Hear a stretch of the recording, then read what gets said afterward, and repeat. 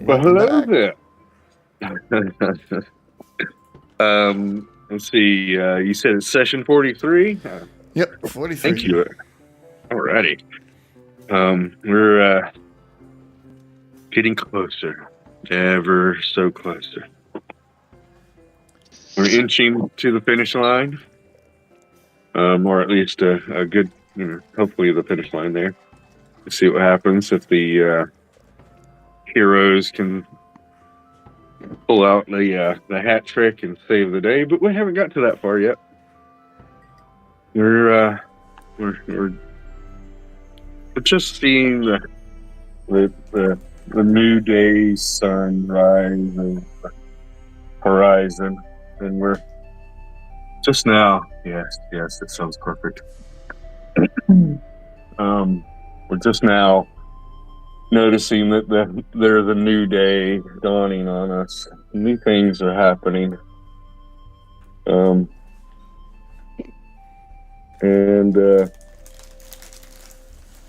there's a change, a wind, a different smell on the breeze, on the wind, and you feel like the world is, shifted somehow, as if the gods themselves are going, "We're watching," and things are going to be fun. So you feel that the main god, like you now have this feeling that a god has been watching you the whole time, and he's been kind of nice. And we've traveled together. You feel, but now that the bad guys are really kind of popping out of the woodwork, you feel like the god is kind of stopped being nice and is just watching and see what happens. And maybe his alignment has changed or something. I don't know. You feel a sense of foreboding in the air before, where you knew that it was dangerous, things that you were doing, and that the stakes were high, and that you needed to take care of these things. But from now forward, you feel as if the very world is going to try to kill you. But it's all good. You've got your companions. You picked up a few interesting new individuals. You may need to. Hey, y'all, chill out here at the corner store. We got some business to take care of around the corner. You might have to drop them off and stuff. But, you don't know if you can fully trust them.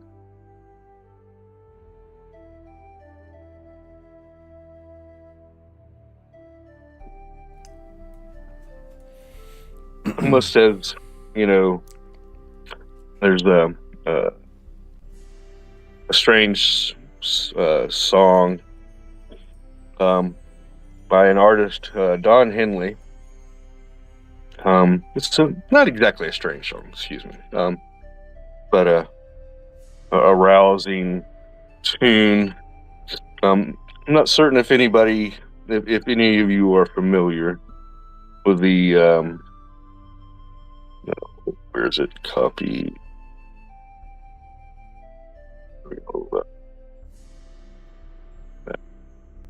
Don Henley, The Boys of Summer. Have y'all heard that song before? Well, it's kind of how I feel, as everybody's getting together and kind of coming back together in a way, or getting together and hanging out. It's summer. It's everybody's back. Everything's going on. All the girls are going crazy and the boys are crazy. Nobody's got any clothes on, running around. It's a good old party. Cat. And y'all decided, are y'all taking any of these strange people that you've met back to the guild, to the village?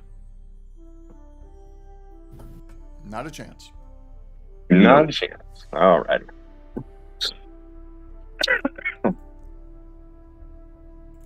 Not at all. Not at all. Not by the hair of my chinny chin chin. They don't know about the grove, and we want to keep it that way as long as possible. What they don't know won't hurt you, right? Okay. All right. Making a few little notes right there. What you going to do? All right. So, sent a few little messages, not too much, over the in between break, in between sessions. There we go. And basically, we had a consensus of we're going to take the gunship from the bad guys, and we're going to use that to destroy, start a fire, blah, with the dropship. Is that correct? Yeah, pretty much. And then, Kellum, you've got an interesting bag of toys. Are you going to keep that on your person? Oh, yes. Once we get away and we're landing and, we're kind of about to regroup, that potion of invisibility that Marvu, or that Kellum was given, it's being consumed, and he's just making his way back to the grove. With all the gear that he collected.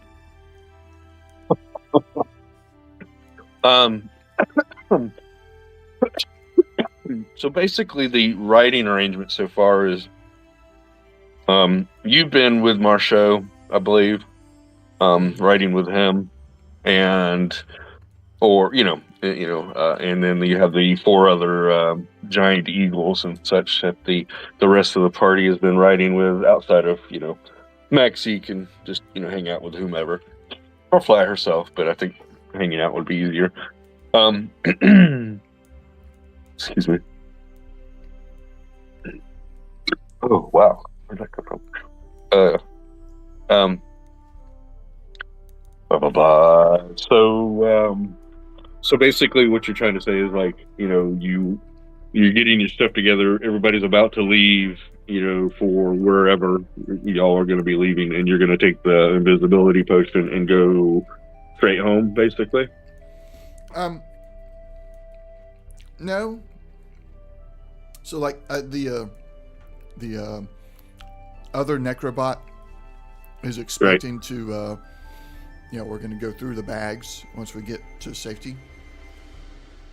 So basically, when we land, and it's because we're landing somewhere. Right, we're going to go to the Temple Factorium. Yeah. So once we land there, as everybody's kind of getting off, recovering from the flight or whatever, that's when he's just going to kind of take the potion and make his way to the grove. That there's no hey, where's the guy that took all the stuff? We're supposed to go through it. I'm gone. I got you. He's not here. Okay. The grove is in need of these advanced weaponry. Oh yeah, I do have the area map out, or world map. Excuse me.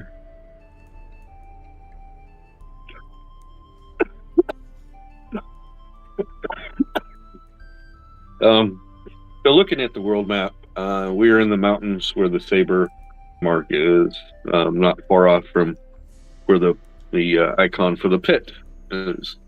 I put in the other temple that's on the west side of the mountain range. That information is now privy to you. And I put the Isengard out in the ocean where it is. Because that information is now been given to you directly through, I think, either Banthor or Ashura's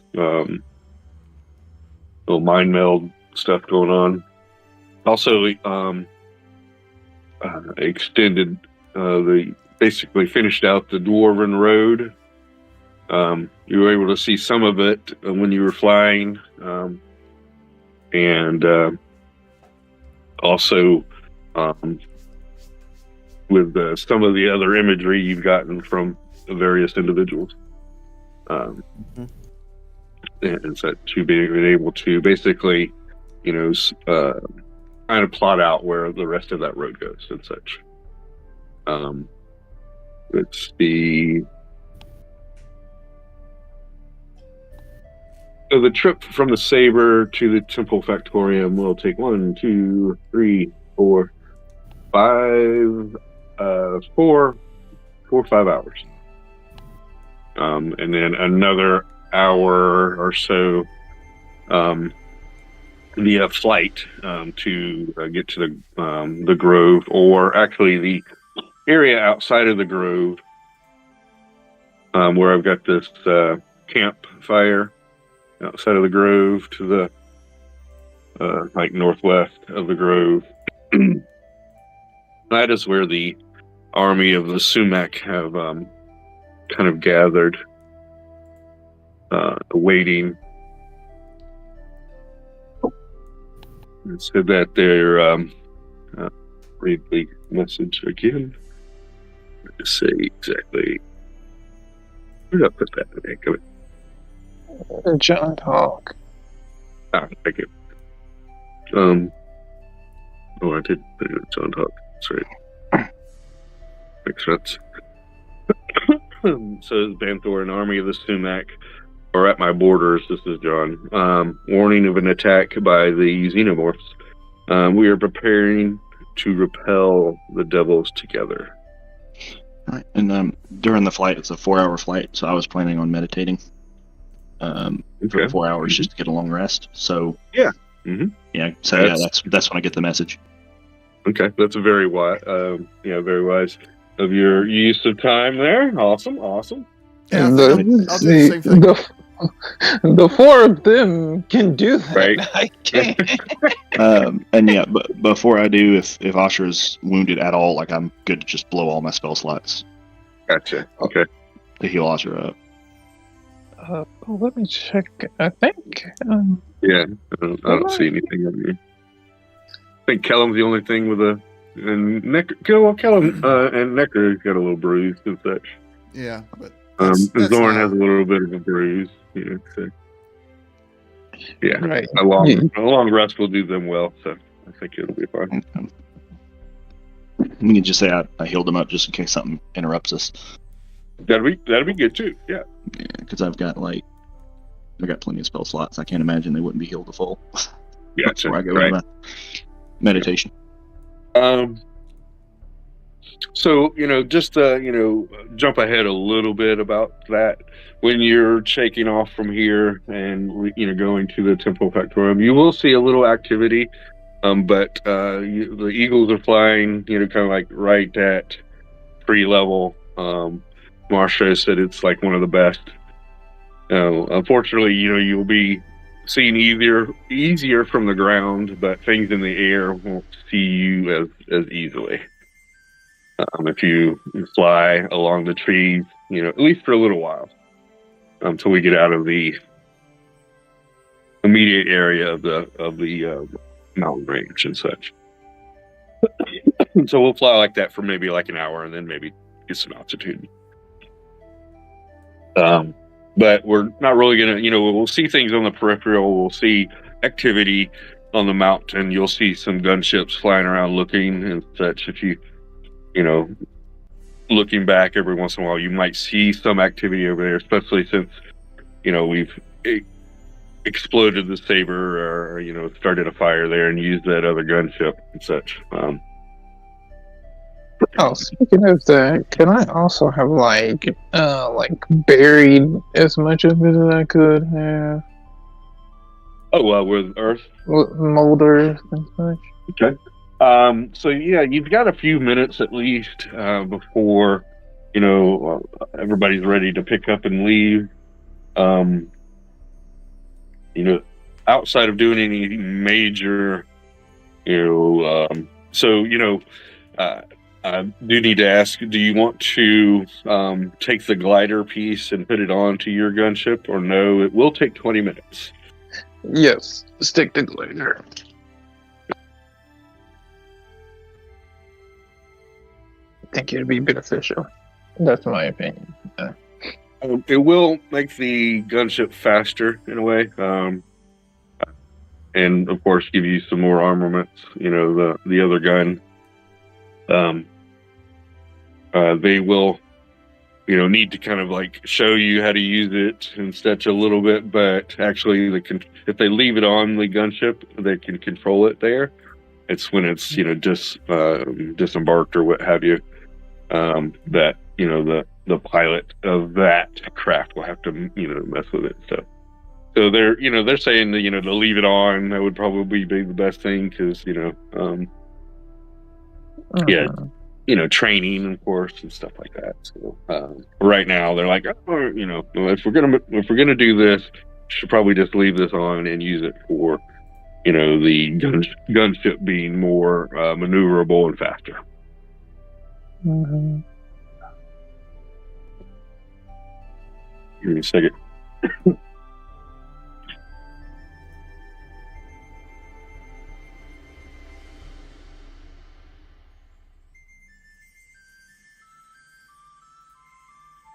Banthor, you've got your true sight going. How was there a time? How long was the time limit, or did we set one for that? I don't know if we set one, but I thought I willingly dropped it. Gotcha. At some point. Now I did. If you were, go ahead. I did do the proof against detection and location. Gotcha. When we got on the ship to move, so that's for 24 hours. Okay, so before that, when you still had your true sight going and such, the security unit would be following the Dugar. Anything that the Dugar are doing, she's going to be there, like just standing over their shoulder invisibly, and just checking out what they're doing. So if they go and remove the glider piece, she's right there behind them, watching everything they're doing. When they put it on, when they, take the drop ship and, get ready to drop it, on the other one or bring it over there to, cause those two to, go have an explosion and such and catch on fire and have you be destroyed. She's there too. And when we get back on the gunship and start, getting prepared, she's basically standing right there watching them, maybe even just hanging off on the side so she's not in the way, so that she can watch their every move until you like, okay, we're ready to go, and you swap over to, hey, you can't see me. That's what the whole time that you're doing that, you observe her just shadowing the Dugar. Okay.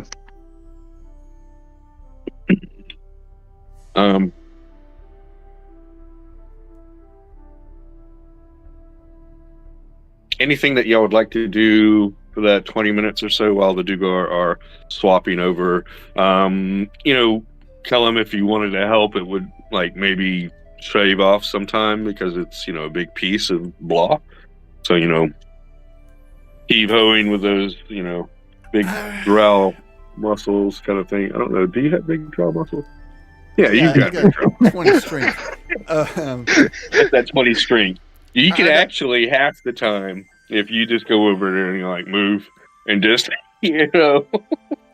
But I'd have to put down the bag of goodies.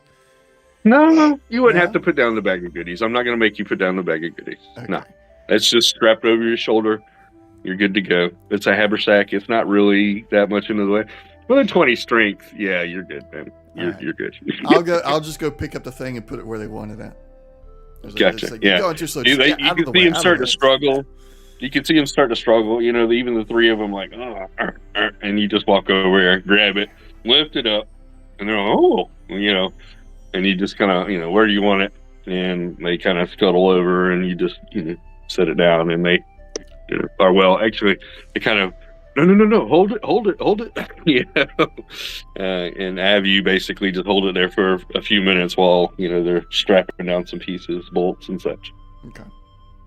So with your help, it will not take 20 minutes. It'll only take 10. Anybody else doing anything in those 10 minutes? Banthor, you can still keep an eye on, the security unit if you're doing something as well. I'll just I'll help mend any kind of superficial damage with mending. So you've got mending? So I get about yeah.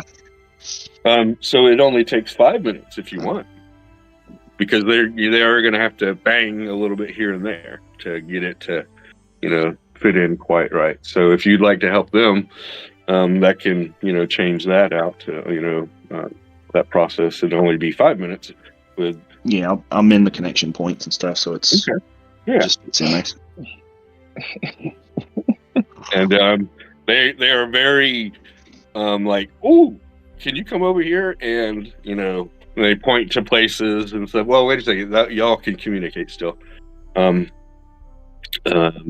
Tongues, does that last? How long does that last? An hour. Okay, an hour. Okay. So, the first part of the trip, unless you revamp that, you're going to have some good communication. So, they'll point out a few structure places that are very important, that they, like, hey, take care of this. This is very important. If you do this, we'll go faster. Hey, take care of this. If you can do this, we can move a little bit. We'll have more maneuverability. Because they did take a hit from the other guy's gunship. So you're basically, I'm just calling it, your gunship is a little wounded here. Not wounded, but a little damaged here and such. It's not going to go as fast, and it's not going to maneuver as well as it could. But if you are able to help fix those two spots, that will actually help them out a lot. So they're very happy, and such. And you can actually hear that the gunship sounds better. Like afterward, before it was making clunks and stuff, and you don't know really what the heck the thing's supposed to sound like. But then afterwards, you're like, oh, it's not making that hissing noise, and it's not as hot as it was over here. And you can see the relief on their faces, like, yeah, cool, we don't have to sit in radiation. So and it doesn't hiss, and it's not as hot, and doesn't make some of the hard clunking noises that it was making before.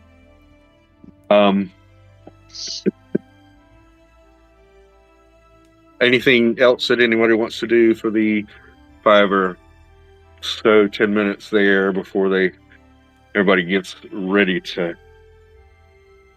take off? Take off, you hosers. Sorry. Unfortunately, go ahead. Make sure that drop ship is unusable if we're leaving it. Yeah. Yes. So, they are able to get it off the ground, and so controls are a little different and how things move. And then they basically, set it on a collision course, for the drop ship and jump off of it, while it's just skimming over the ground while it's up on the cliff. So they jump off, and it goes down into the that depression where the drop ship made. Hits the back of the drop ship where there's still some fire going on, and then a few moments later there's a large kaboom, an earth-shattering kaboom. It's supposed to be a kaboom, earth-shattering kaboom. not an earth-shattering kaboom. It's not that bad. But it's a loud noise. Kind of like if somebody, like a lightning bolt, that kind of. Standing by it, it's a loud earth-shattering kaboom. No, you're not like standing by it, but you're in the area. So basically, just think of a lightning bolt just getting wow. That's kind of like how the loud it is. Can be heard for a few miles and such, but could we dampen that to not draw attention? Okay. Do you still have silence in that door? Can you have that as a ritual? I do. It is 10 minutes. Okay. So you could, set up the silence, and then it wouldn't, do that at all. And then silence is like 10 rounds or so? Concentration? 10 minutes. 10 minutes. Oh, okay. All right, cool. So you could do the 10-minute ritual, basically setting you back up to that 20-minute ballpark, putting everything together. But I think that would be worth it. So we're, Yeah. And the Dugar would let you know that, this is going to be loud. I guess I should have said that beforehand. So, when this goes off, it's going to make a big boom. So you're like, oh, well, let's take care of that then. And you sit down for 10 minutes, do your ritual, and they're like, okay, good to go. They drop the dropship in.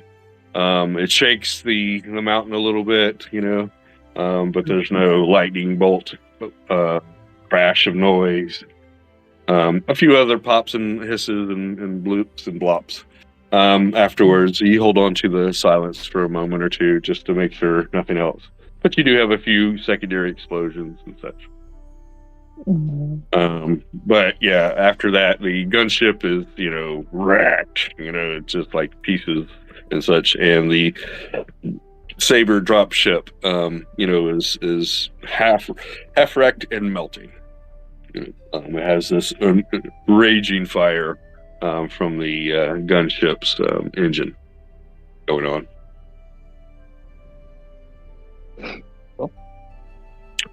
It is like midday, so it's not going to cast a lot of light or and such. It will make us smoke and such, but that's more of a signal that has to be observed and such, not so much a gunshot or lightning bolt that can be heard, from, and brought to your attention. So, basically what I'm saying is, the smoke will draw attention, but not as quickly. All right.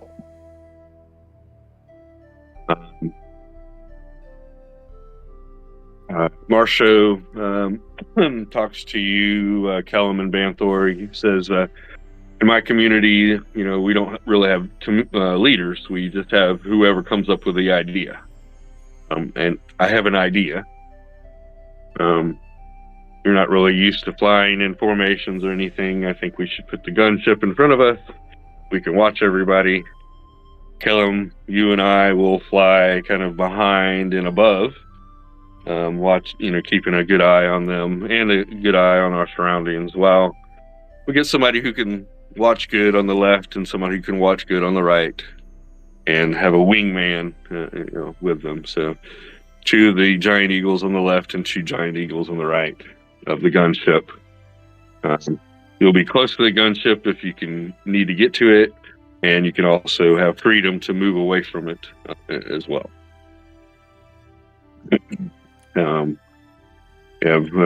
Everybody has a little job.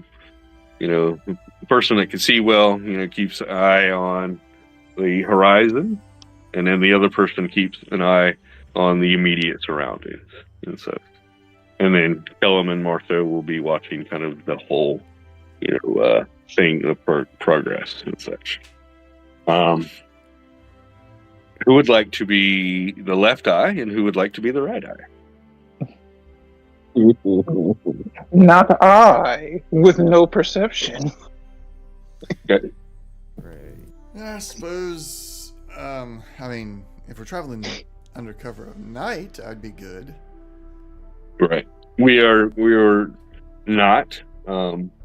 We will get there near dawn and such. Dusk. My apologies. We'll get there near dusk and such, so that'll be good. But right now, it's still that middle of the day kind of thing. It took you the 5 hours or so to get here. So, say 6 hours, So yeah, we're basically high noon, almost. Yeah, pretty much right there, high noon. So 1, 2. So it's 2 in the afternoon when you're set off to go back to the grove. So it'll be like 6 or 7, when you finally meet up at the grove. So who's your left eye? Vanthor, Zorn. Now, is this on our way to the Factorium? Correct. Okay. Am I able to rely that's on right. my Most of y'all are going to be out for the count. They're going to be rusty. Yeah. If they're Which is trying, Yeah. then I guess I will do my best to keep watch. Right. Well, your job would be, actually just to keep an eye on your immediate surroundings and such. Marshall says he'll keep an eye out for the horizon and watch the gunship. So the security unit, she says, okay, well, if y'all are going to be, kind of. She definitely can keep a watch. That's basically what she is designed for. And such, and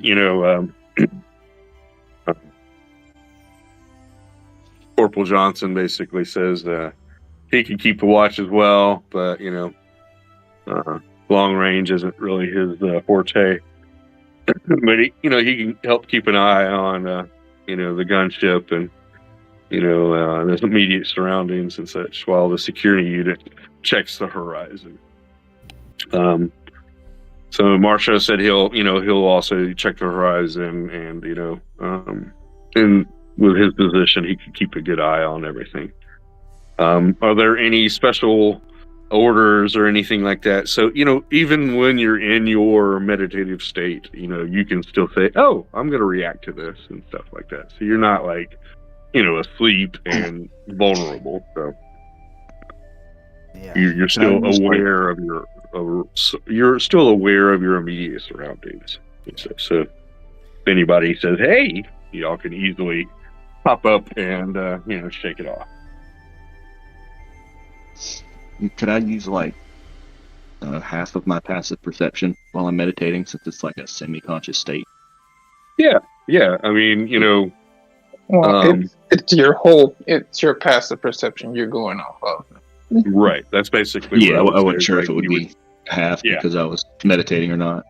Yeah, I can see, where your attention is, kind of there. So it definitely would be your passive perception. You wouldn't be able to use your active perception, to roll or anything. So we definitely, would use your passive, and you have the ability to use your passive. Of a 23.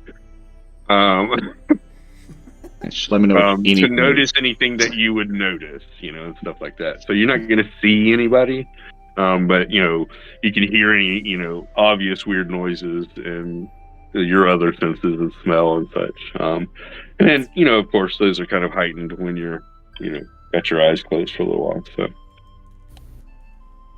but yeah, you could be actively like, okay, half of me is meditating and the other half is trying to, keep my ears open as much as possible. So.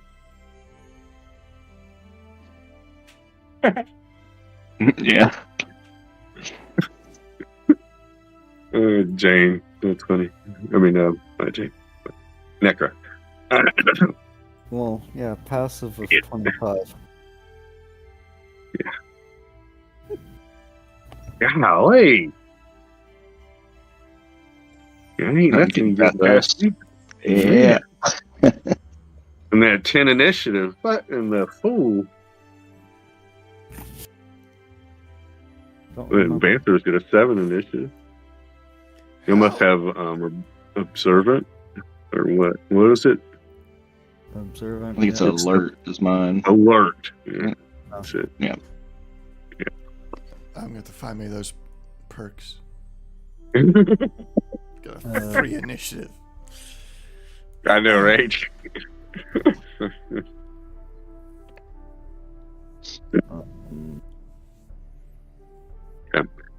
You're headed to the Temple Factorium. Corporal Johnson's gonna lay out some information for y'all. He's basically like, I'm Corporal Johnson. This is my security unit. That's our lieutenant there. Unfortunately, he's incapacitated, so this makes me the highest ranking person here. So I'm in charge of this operation. If you have, he asks if you have any knowledge of the xenomorphs, or if you fought them. Basically, I'll just tell them that you have knowledge for the most part. Would y'all say anything different? Basically, we don't have to get into a lot of role play because there's a lot of information I need to dump on y'all real quick. So, I think Kellum would say, "Yeah, I fought one, killed it too. Here's the head." Okay. So, and he says they're mean, nasty creatures. They use swarm tactics.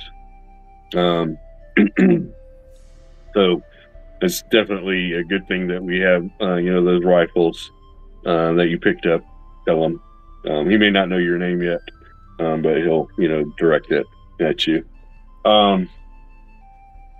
With these rifles, we'll be able to lay down, what he calls suppressive fire, and also, take out targets quickly.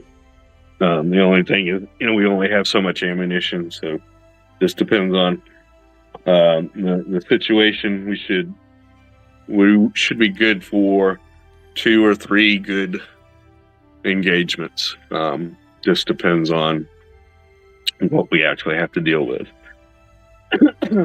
So if we don't have to get into a conflict, we shouldn't, or at least we shouldn't use those weapons in that conflict if we don't have to.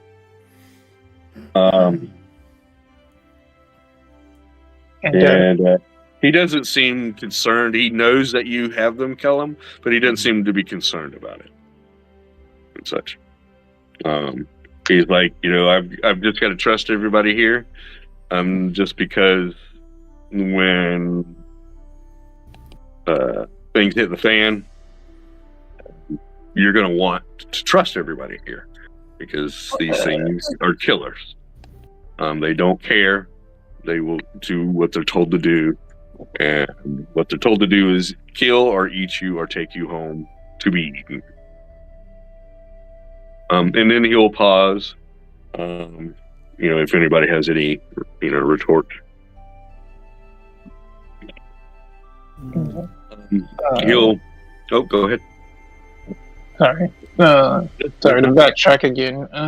It's all right. From the head, are we able to get samples from that, or do I still need to get samples from the body before it's destroyed? Because I remember that I was talking about wanting to get samples, blood samples and such Sure. from the scene. Yeah. You're able. Give me a. I don't know. Consider because their blood is acidic. Yeah, acidic. Yeah. I don't know. That'd be a. I don't know. Sleight of hand. Sleight of hand. Yeah. And you can, if anybody sees, Ashura stumbling, well, not too bad with a sleight of hand trying to get some acid. If anybody else wants to, watch or help, you can. I'd help. It's Okay. like alchemy-ish, you know. Yeah, definitely. Yeah.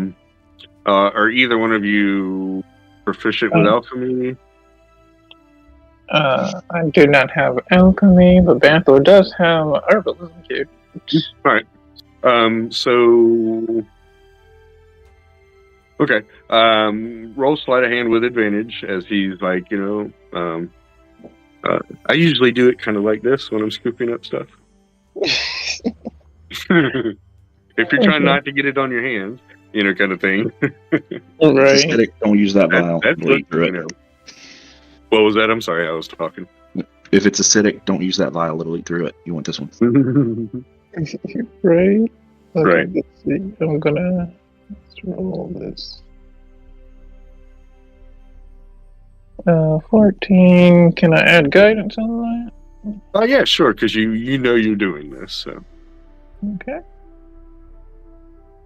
all right, cool. I was looking for a 15. You got the you passed And that. 18.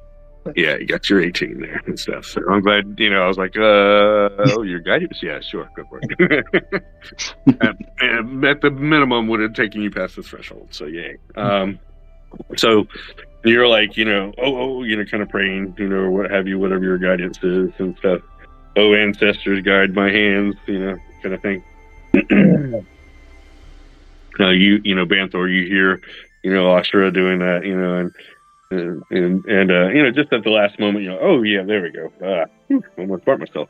So you're able to. I'm loving it. No, that's the turn order. Where's the dice? Oh, I had the dice up. So you're able to get 2 vials of this acidic blood. Okay, cool. This can help with the resistance potions and such. And you could use it as a, grenade as well. Mhm. Before that, if you don't use it in your potion. Alrighty. Acid splash damage. Wouldn't want to use it against the Xenos, but other things, blah. Yeah. Like 1 vial acid and 1 to use for making resistances.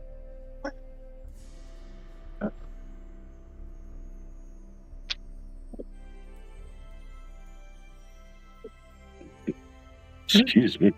Burpee. Give me a second. Let's see. There it is. Acid blood. Holy crud. All right. If you use it as a grenade, it's 4d6 acid damage.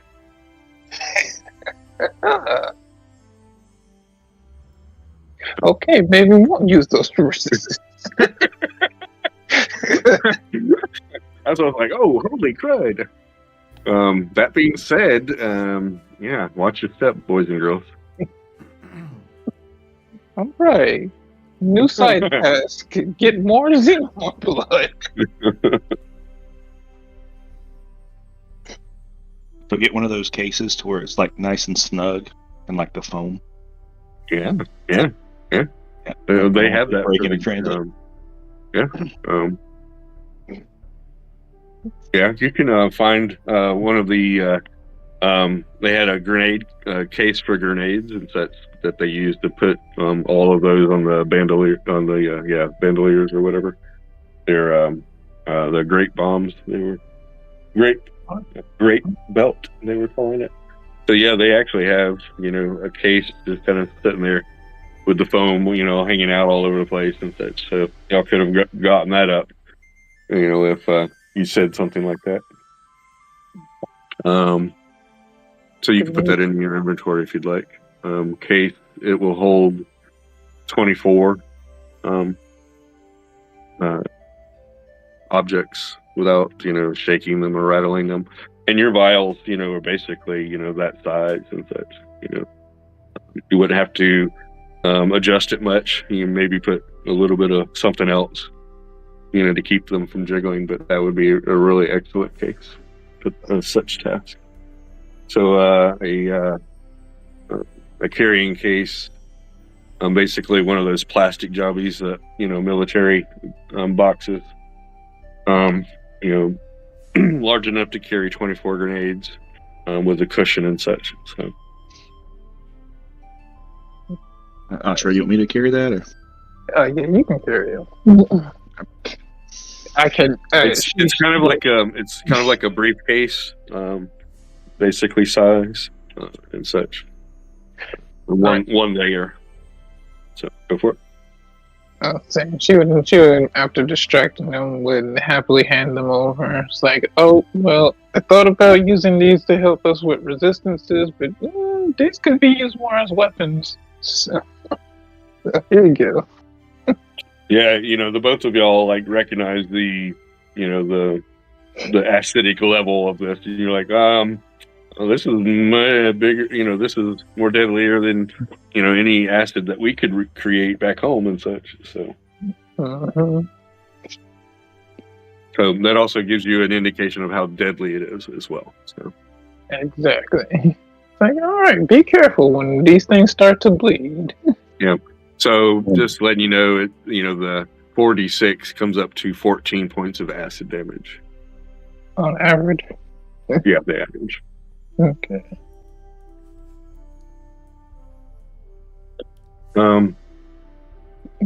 So Corporal Johnson, he's like, he's good with y'all having the weapons, because he's quite sure that you'll bust them out when things happen.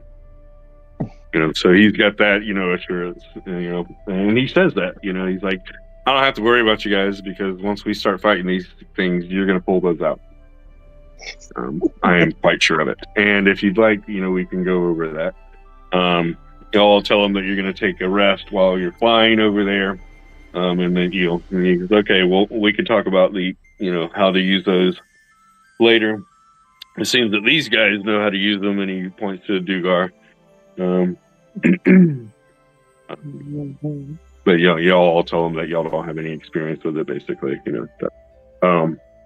and he can kind of see, if he holds it out, and shows y'all, you can see that you are looking at it like, what do you do? So, he will, before y'all get into your slumber and stuff, go like a real quick, this is how this works. This is how the trigger works. This is how the magazine works. This is how the slide works, kind of thing. Most of these weapons have something very similar, either loading, basically, but they're all designed to be able to use these magazines and such. So there's one for each of the weapons. I was going to make them universal, but I forgot. I changed my mind and such. So there's actually, let's see, I think you'll have three, or do you have 3 or 4 extra clips? I can't remember exactly. Kellum? Let me look. For the pulse, 3, the pulse. For the rifle or the pistol? Magazine. I'm sorry? Rifle or pistol mags? Oh, that's going to be the rifle. I got 4 extra. Could be. Okay, 4. Okay, so I don't know. I can keep a note, or you can keep a note. They're not exactly universal. 2 of them are going to be for the assault rifle. One's for the shotgun, and one's for the sniper rifle. Okay. I've got 2 pulse rifles. Yeah, they're all basically, they're all pulse base. And then I got as like room sweeper. I don't have. I've got rifles and shotgun. I don't have anything considered an assault rifle. So here we go. Let me look at your inventory. In the bag. Okay. Gorman sack. So the Is an assault rifle. Yeah, the F44 double A pulse rifle is basically an assault rifle. I don't know why there's 2 of them there. Because I picked up 2 of the pulse rifles. Oh,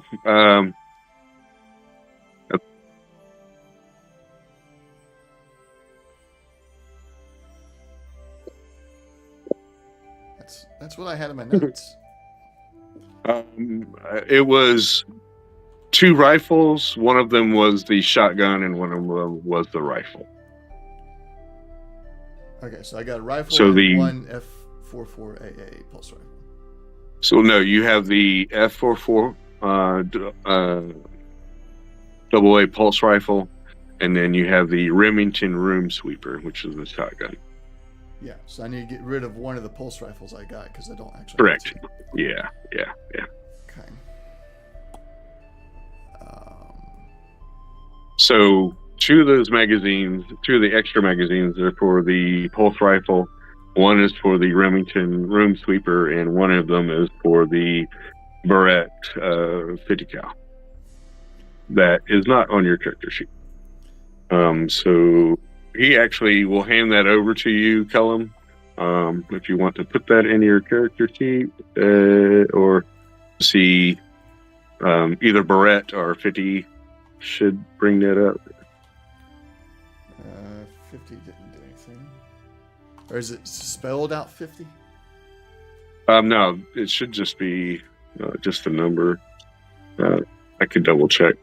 Yeah, that's not coming up. Let me look through my homebrew weapons. Let me look at that to see what I named it, just in case.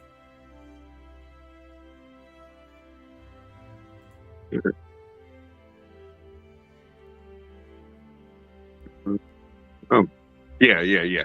Beretta 0.50 is maybe what it would have been. But anyhow, Beretta, Barrett. Barrett, excuse me. Yeah, that's not showing up for me. Interesting. Let me see if I can put it on here. Okay.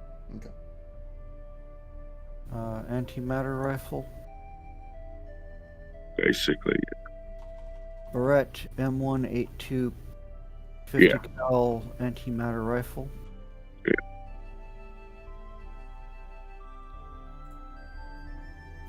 let's see. Oh, there it is. I somehow had it selected to just show wondrous items or something for some reason. Okay, gotcha. Okay. I got it now. Okay, so you said 2 mags for the pulse rifle, 1 for the Barrett, and 1 for the room sweeper? Correct. To total out 4. All right. And then each of those weapons has its own Has 1 inside. magazine currently. Correct.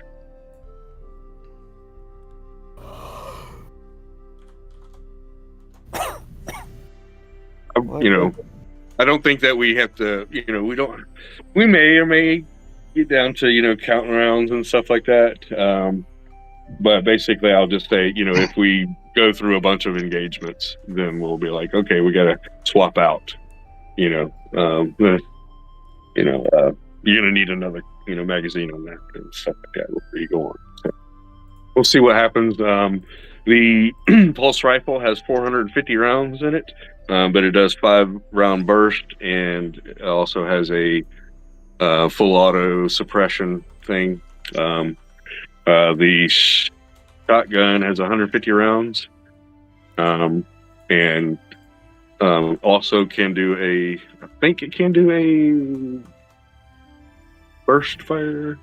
Can't remember if it can or not. Let me see. The drum fed, it sounds like. Yeah. Oh yeah. Yeah. So these are basically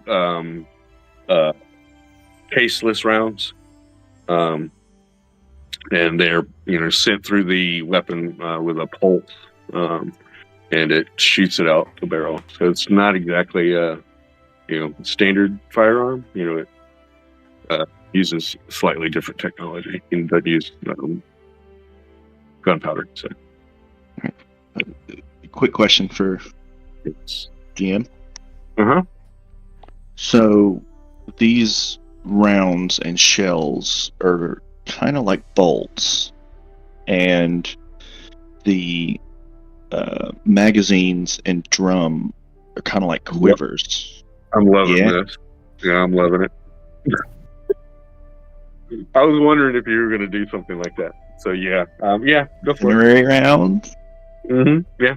Incendiary rounds. It sounds fun. Heck yeah. What's the damage boost on that? Is it like It's 1d6 per ammunition, so I figured that'd be like per burst, per Gotcha. attack with it. Right. Um, So yeah, so on the shotgun and the sniper rifle, it's going to be a little bit of damage. But yes, on the assault rifle there, the AA pulse rifle, that should be deadly. Yeah, because that'll be 5-round burst, kind of thing. So yeah. I'll just toss in the magazine. I don't know what to do. All right, coming up with the deadly plans. Gotta love it. I'm gonna kill it with fire. Kill it with fire.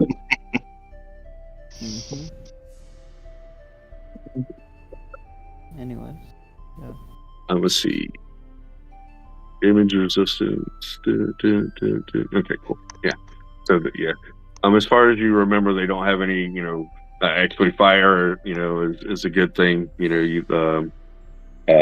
Corporal Johnson has his little flamethrower. You don't remember them being, John telling you that the tree telling you that they're resistant to much outside of cold and such. They are resistant to cold, but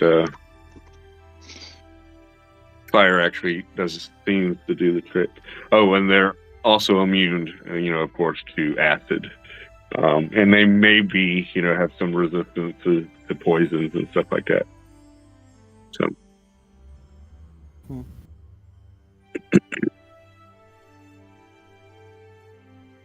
All right.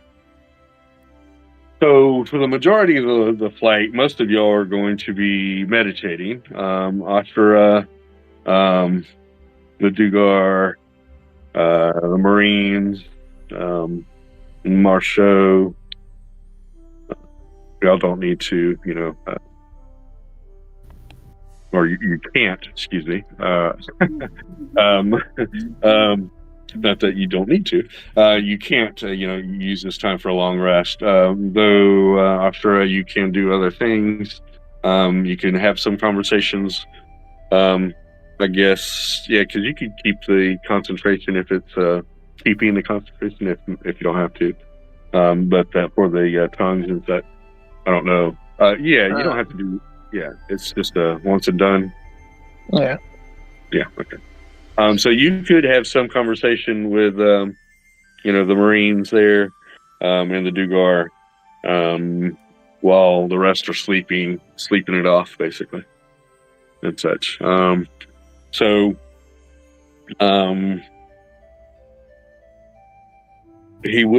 Corporal Johnson will be kind of curious about Necra. He will ask a few questions. He's like, so it seems your Necra is different than our security unit. Is she like an older model, or no? It's got to be like a different. She's much different than my security unit. What do you call her? Necra. He kind of like looks at you like, what? You call the Necra unit Necra? That's her name. Well, I mean, yeah, sure. In the grand scheme of things, the original person was Necra, whatever. Yeah. But I don't call my security Necra because that would be kind of confusing. I've had like 2 of these before. Hey, Necra A. Hey, Necra B.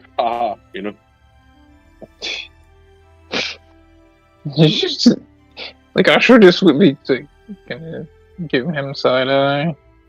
But she would be engaging because she would engage in the conversation because she'd be trying to figure out the information about. Right. Yeah. Yeah, I guess if Necron. anybody's awake, it's probably good that at least, one of you or Banthor would be the, trying to look for information and such. So, not that Kellum and Necra don't like information, they usually are just not patient enough. Well, Necro's more like, let's avoid this. Kellum's the one like, I don't care. Just point me in the right direction with my sharp sword. Yep. Arthur would be asking about what about these units? How are they? What do you mean? There's more than one. They're created. Who created them? When did this start?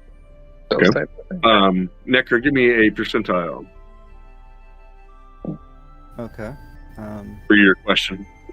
So while we're getting to that, it's like, okay, I don't know if this is true, but this is the story that the corporation gives us. So this lady, thousands of years ago, her name was Necra, some kind of, magician or something, like, I don't know. Anyhow, makes a deal, if you want to believe this, with a demon. Says she wants to live forever and explore the universe. So he takes her to some people, and they happen to be basically a society of people that can do cloning.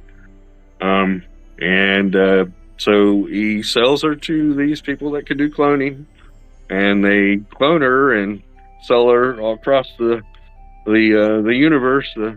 So she is going to live forever and see the universe. I made different, but that's just the story. I don't know. But there's different models. My security unit, my Necra, basically is an older model. A newer model. My apologies. That was a mistake. A newer model. Doesn't have all the fancy personality quirks and such that your Necra has. Like she's got a personality. But anyhow, it doesn't have any of those quirks, but she's got all the BioWare and gadgets and gadgets that any security unit needs and such. Mm-hmm. And basically, a walking, talking, recording device. We can go back over any footage she's recorded, sounds, and visual. Anything that she sees or hears. We could go back and go over that information. She can hold on to anything information-wise. She's got she's got all these computer chips in her head.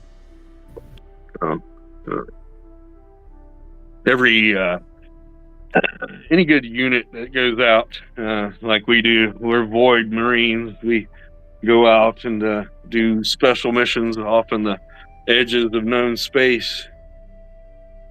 And we all have some kind of security unit with us. So, what kind of neat and fun things can your Nectar do?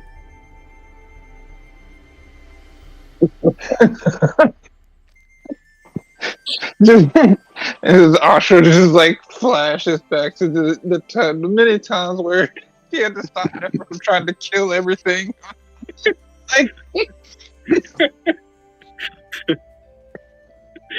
Well, if you have to know, she's very good at stealthing. Yeah, our Necker has been set up that way as well. Our security unit, she's got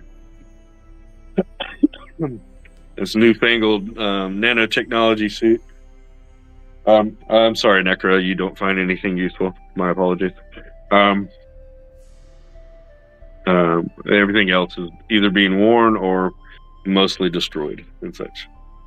Okay, so if there's not an unattended suit of the really cool armor,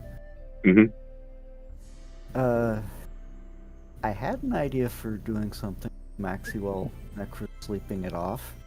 Okay. What's that? Oh, if you had found any. Yes. Enlarge, reduce. Since she can. Yeah. One medium size. Sniper. It is awesome. New set of clothes, and with a little luck, return to her normal size, wearing this really cool suit of armor. I gotcha. Yeah.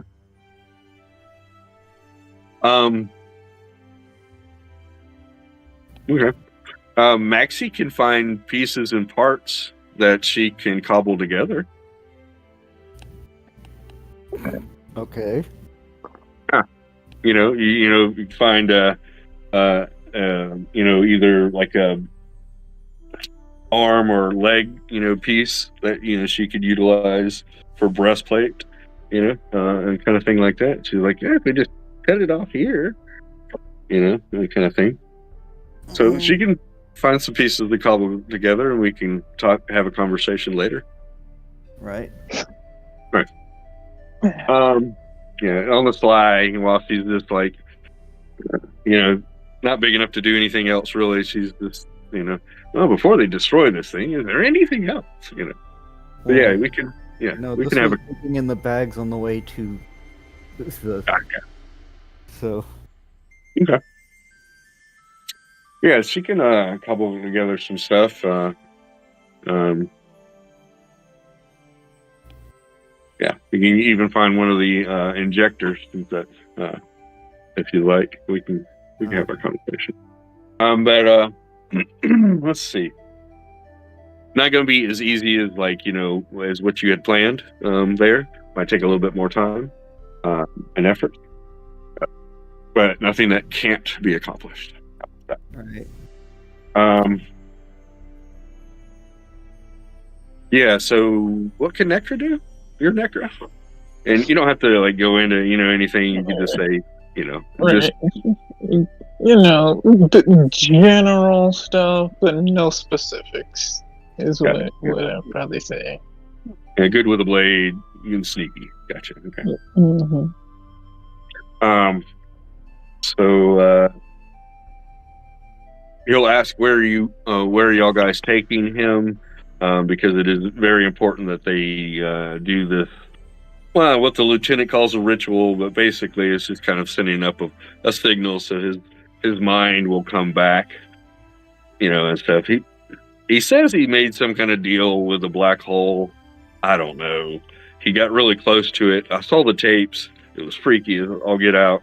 Looked like his soul got ripped out of his body and thrown back in there. I don't know. It could be just the gravitational pull of the black hole.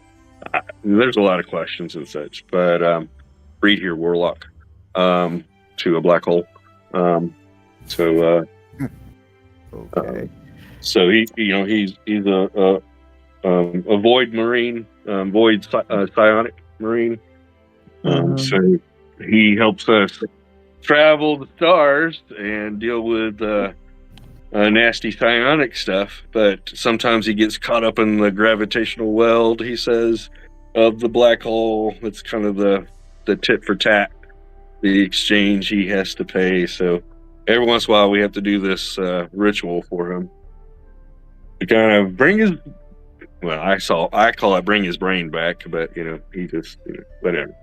Anyway, so we'll need a few hours to set that up and complete the ritual.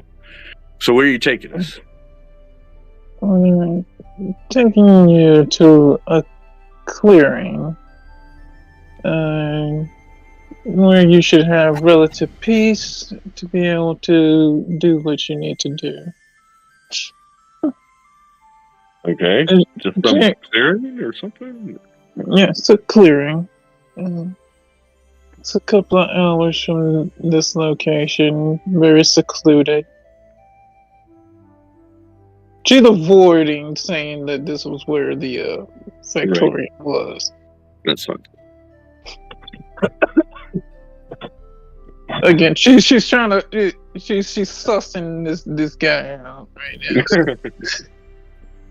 now. Is there any particular questions you might try to push the conversation towards? Uh, I'm sure there is, but my brain cannot come up with them right now. He'll ask you, if you know.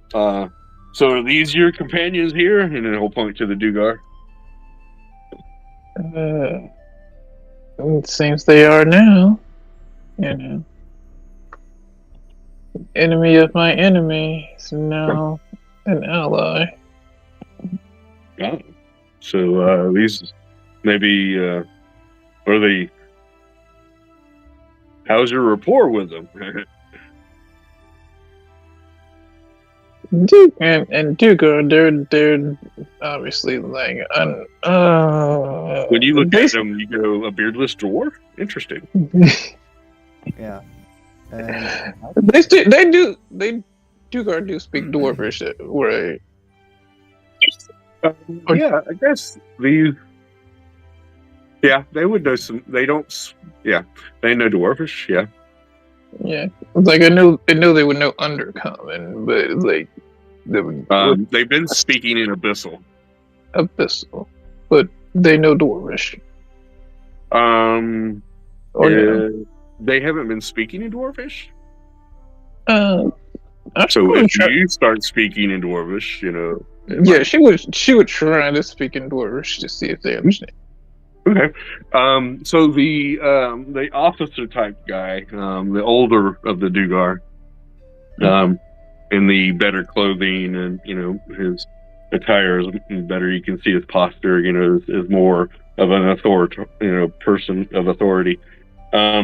He will respond in some broken dwarvish. Not having all the words or saying them maybe saying them incorrectly and such. But it's broken, and you can have a conversation with him. Don't try to use some really big words. Okay. Yeah, she would because got that dwarven belt, so that's dwarven. Yeah, I forgot to have that. Oh yeah, so they basically so they're going to be paying you some difference, and such. They will, recognize you and kind of nod, and then when you start speaking, Dwarvish, the others recognize it as Dwarvish, but they don't, know how to really use it and such. And they might know some of the words, but they don't they won't be able to have a good conversation at all with you. They might, recognize what you're saying a little bit, but not so much that they can say, "Oh yeah, we need to go take a left over here." They're not going to be able to communicate back to you in Dwarvish. The older guy, what was his name? Lariot. There we go. His name is Lariot. Lariot. So Lariot, Maurice, and Curlo. Larry, Curly, and Mo. Yes, everybody gets 1,000 XP. Huh. nice. Yes, this is Larry, Mo, and Curly. Thank you very much for catching it. I appreciate that. I was only going to do that one more time, to see if anybody caught it. I was like, that's the first time I heard you say their names. That was the first time I kind of said them all kind of like bang, bang, bang. Right. Larry, Mo, and Curly, to kind of, be a big hint and such. But yeah, there you go. Put that on there. The wardens, you get the 1,000 as well, no cut. This is just, me having fun. Easter eggs. The Easter egg, thank you. Yeah, thank you. I appreciate that. Yeah. They just having fun. Larry, Mo, and Curly. No, that's good. Okay, Larry, but Larry, yeah. Maurice, and Curly. It was the Curly that got me. Yeah, I figured that one was. The Maurice was kind of vague almost. Like a Maurice, it kind of throws you off a little bit, like it's a normal word, normal name. But yeah. Anyhow, all right. Yeah. So Larry, Mo, and Curly.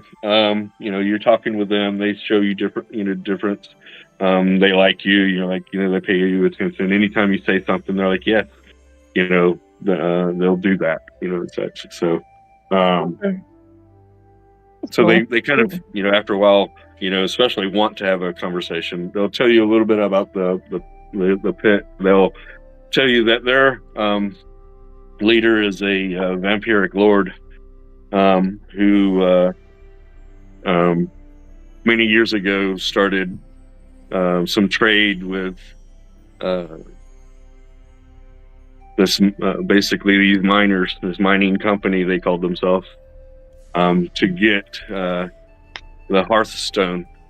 And there's two places they can get Hearthstone. Well, there used to be two places. There's one on the west side of the mountain range and one on the east side of the mountain range and such. And the one that sold us Hearthstones from the east side is where we gathered, got our Hearthstones. Is rumored to be from a god of innovation. Is where they mined these stones from. And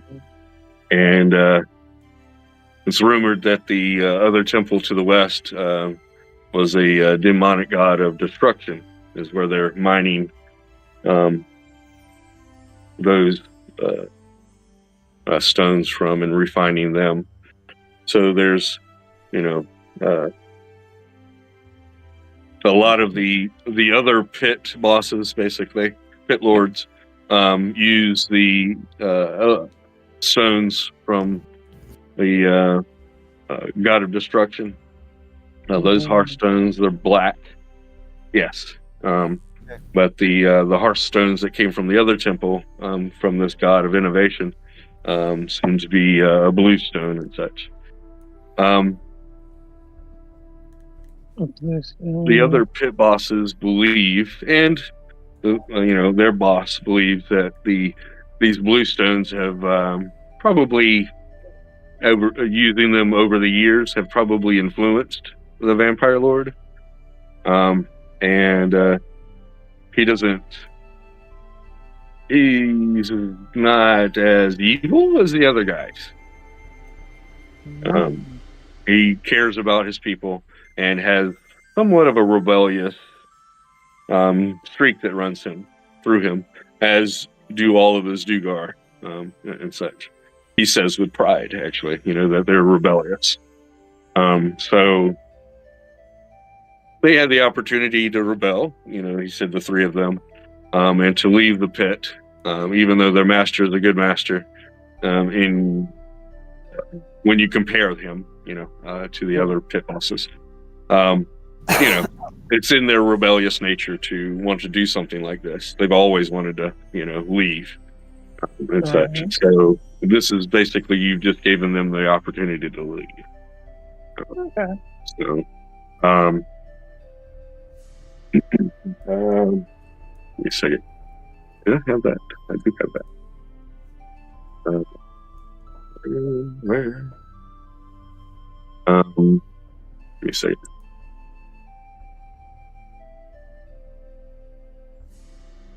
Pictures for that.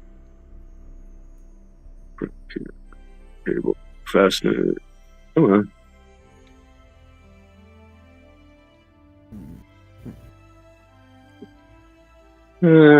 And of course I can't find those, but I have a couple pictures for the rocks. I'll look for those. I'm not going to spend a lot of time.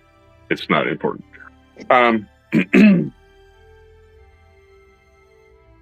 So yeah, basically the rumor, about how these temples were made is the kind of these were basically ships of some sort that could capture gods or creatures of great power, and basically it will kill them and put them in the ground, and then after a process they'll be able to mine basically these gods out of the stones, and then through a refinement process, then they'd be able to use these stones for power. And these Hearthstones, Are these the same or similar to the power stones? So he will show you one of the hearthstones that is inside um, the the gunship, basically fueling it. Actually, there'll be he'll pull one out and stuff. He says he has a spare here, if they run out of fuel or need, and stuff like this.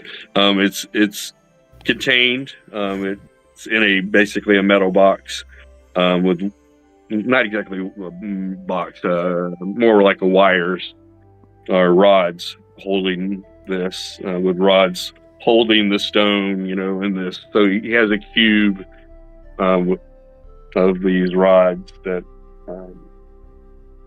then are holding it kind of like a diamond or something like that, steady, and so that he's not touching it directly. And he holds it out. It looks in a way similar to those stones, but not the same. The stones that you're thinking about are more like natural, and these you could tell are like more formed or fashioned, or even hewn afterwards and such. So this doesn't have the same, it's definitely a stone, and it radiates like a blue aura, and such. From you look at it without just normal eyes and stuff, you're like, that looks dangerous. Just kind of, even though he's holding it and it's not touching his skin and stuff, it looks dangerous. It's just, it emits a very powerful, kind of aura, basically. So, and Necra, even in your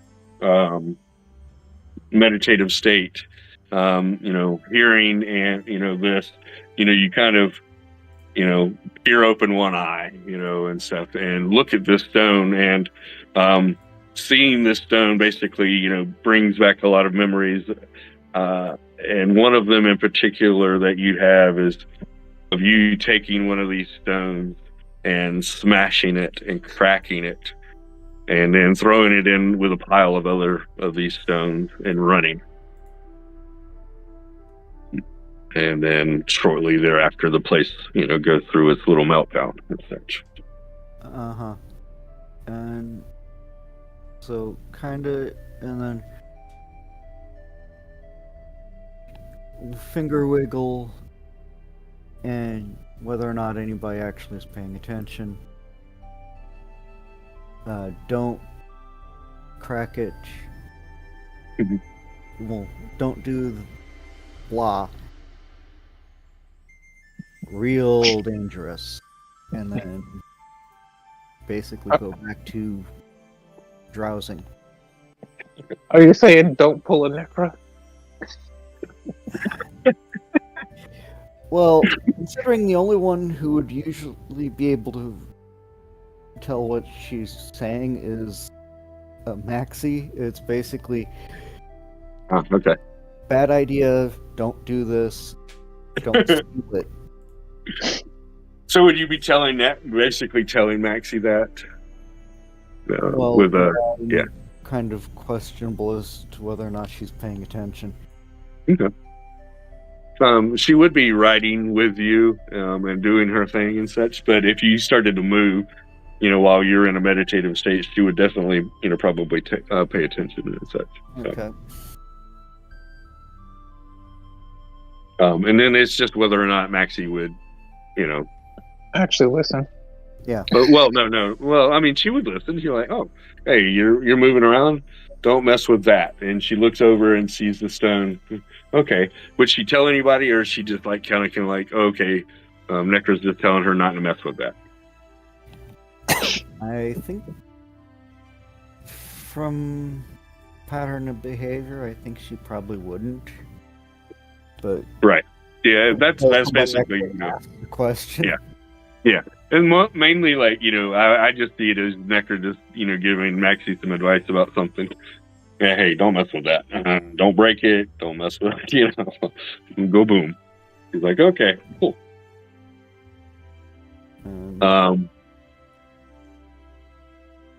he'll talk a little bit about his people, the Dugar, but nothing of real note. The corporal, corporal asked, if y'all have this kind of technology, this is pretty interesting. Kind of a, he says steampunk kind of feel, doesn't really, register, like whatever, kind of like a label, like, okay, some kind of label. Steampunk. All right. Sure. And, a little bit of bantering back and forth. He'll try to find out, a little bit about your technology and such.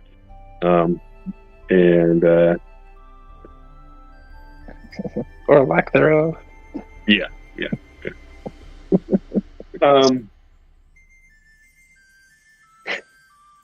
will say that, when it comes down to it, we'll need to use those weapons to mow down, to clear the herd and such. And then he kind of like, oh yeah, he puts his hands to his ear and, huh? Oh yeah. I forgot. We've only got about 3 days and 1 hour. Yeah. He's looking at his watch. 3 days and 1 hour. Or the the Isengard is basically set to self-destruct, which might not be a bad thing, but kind of all depends on how close home is. Yes, and that's the ship that's off the coast. Correct. Yeah. Okay. Did we need to go there or just leave That's it? where the queen is. Yes. Oh, that's what the queen. Yeah. Yes. So the thing is for us to go to the Isengard and to kill the queen. But he also says that when they entered orbit, there was an automated system that turned on the self-destruct. So Lieutenant created some kind of time bubble so that it would be slower. I don't know. He started screaming about time. I don't know. But yeah, basically, if we don't turn it off, it'll self-destruct. Sounds good to me, but it seems that there's people here. So we have to go turn that off and kill the queen. If we can get close enough, we might be able to interact with the AI there, the artificial intelligence. But oh, that's right. My security unit says that if the AI was capable of turning it off, it probably would have done that already. So we're maybe going to have to turn that off manually. Or we can let it explode. We didn't detect a lot of life forms around here, but how big of an explosion are we talking? well,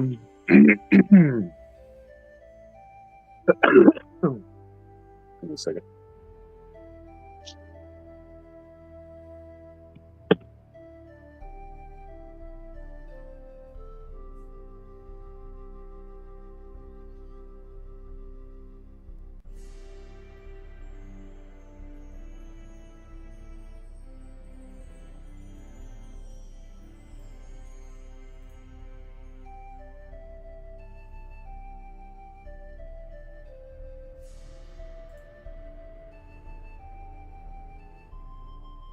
I'm sorry, I had to search for something. Mm-hmm. Oh.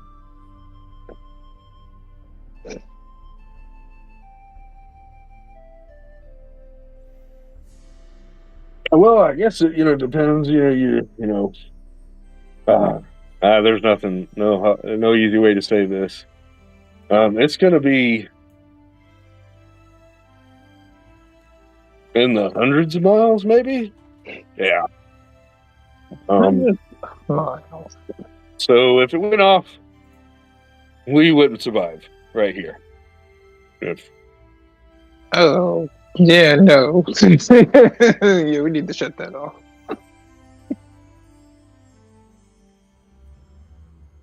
I'm laughing. She wouldn't be laughing. yeah, no. Well, I mean, so there's a couple. There's the first explosion, then there's a sound wave and the shock wave.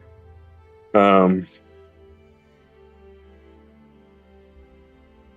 she's thinking and internally, like thinking like anything that even has the potential to reach the grove, we needs to be dealt with. So, because she's thinking back to like his John's defenses are down. We already had to reset it and change his defenses with that giant stone power stone they found. Mm-hmm. So the whole mirage is not up; it's a different thing now. So right. if a shock wave and a secondary reeve, disrupts that to leave John and the grove vulnerable again. And there's not to mention the tsunami it was going to cause because it's out there in the ocean. Right. Could change the landscape. Yeah. So yeah. She would be already thinking that in her thoughts. So. And the fact that the queen is there, so that's where these things are coming from. So. Yeah, he does say the Isengard is kind of nose down in the water, so the chamber where she was being held is probably underneath the water, and the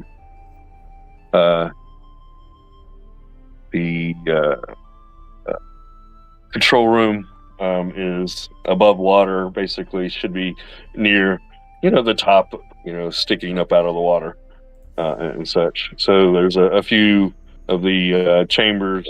This is a cargo ship. There's a few chambers underneath the water with the thrusters and the command module and the sleeping quarters. All that stuff should be out of the water. And you would know how to shut this down. Would be one of the things she does.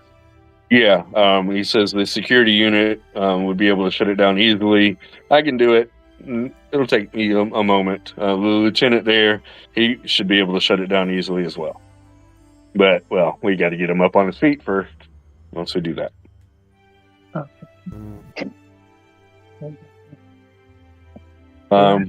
He does kind of, think for a moment. Should we be separated? Maybe I should give you this. And he gives you basically a thumb drive. And he says, this should help. If y'all are dealing with that and we're dead. Yeah, I should give you that.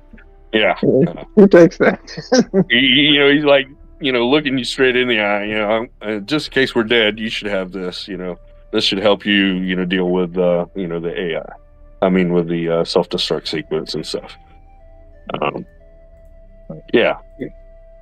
She take that, put that in her pouch, secure it. It's not going anywhere. So you have a thumb drive of destiny. Yeah. Joe, thumb drive of destiny. I'm putting that straight in my nose like that. Okay. Necra, give me a survival with advantage.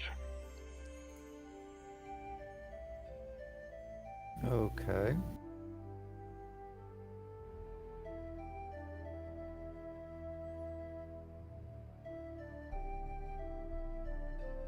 Okay. With the 15,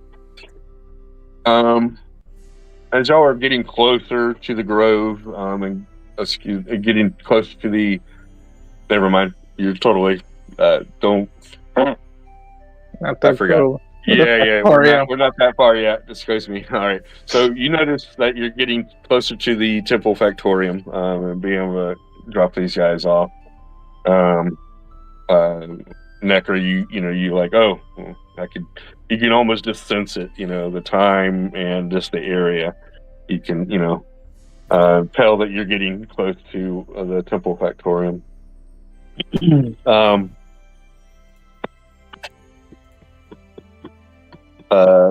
When you start to approach the area, he'll whistle like, "Yeah, that's a clearing, all right." So basically, it's a 500-foot radius.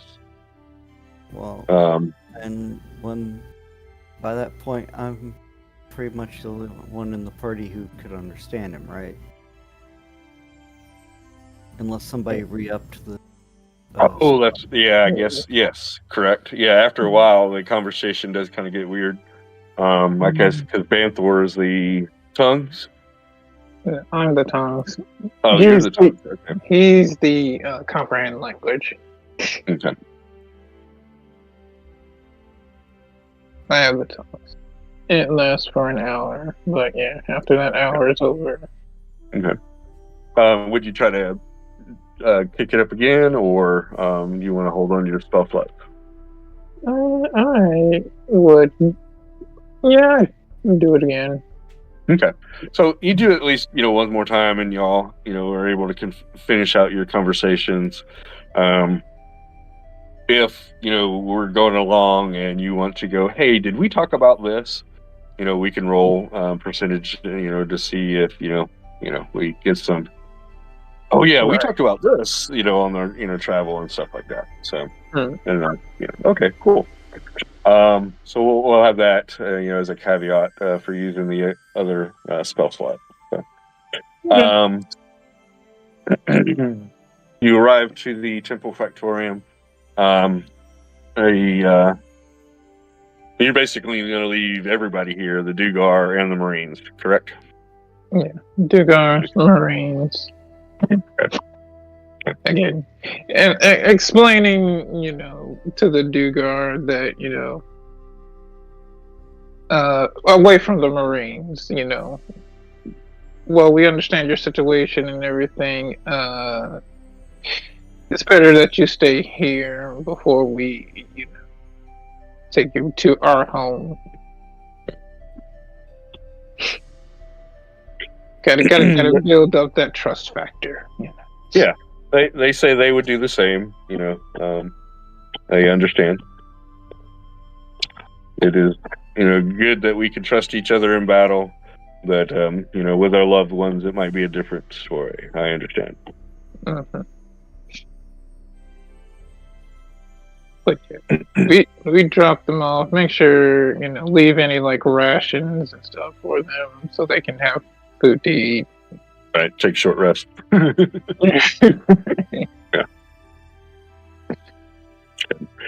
So the rest of you at this moment have done your long rest.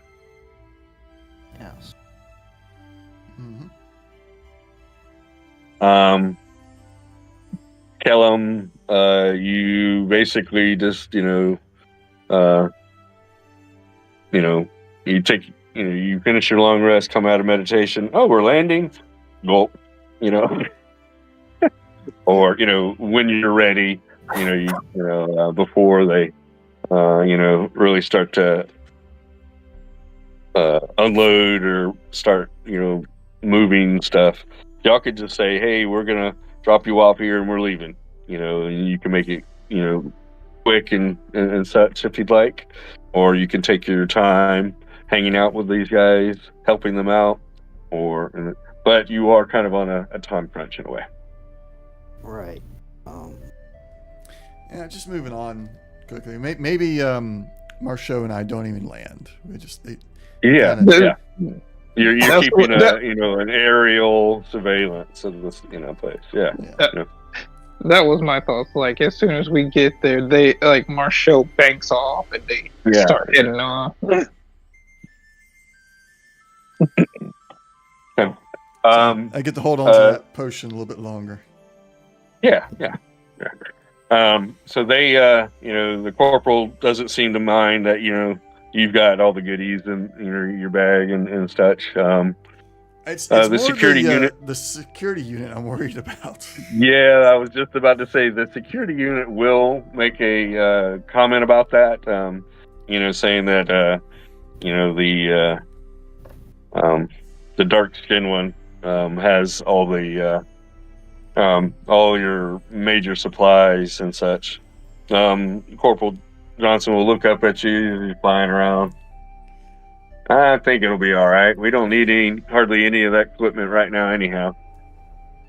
So as long as the Xenos don't, pop up here, I think we should be good. These Dugars will be fine and such. Actually, oh no, you're way up there. He's not going to have that. Okay, so yeah, that's right. The Dugar do take one of the rifles that they one of the what were the bad tieflings? Yeah, tieflings. One of the tieflings had a rifle, a crude device compared to what you have, Kellum. Mhm. But the Dugar picked that up, and stuff. So they will be using that rifle. You basically, maybe Ashura just tell them to, keep watch over these guys as they're doing whatever they're doing. Such. So they take their, their rifle and, a few other melee weapons and such that they have, and they'll, just do a little patrol while the Marines are setting their stuff up. If y'all don't really want or need or do anything else, y'all can just basically pick up and leave, and we'll go and do the meetup with the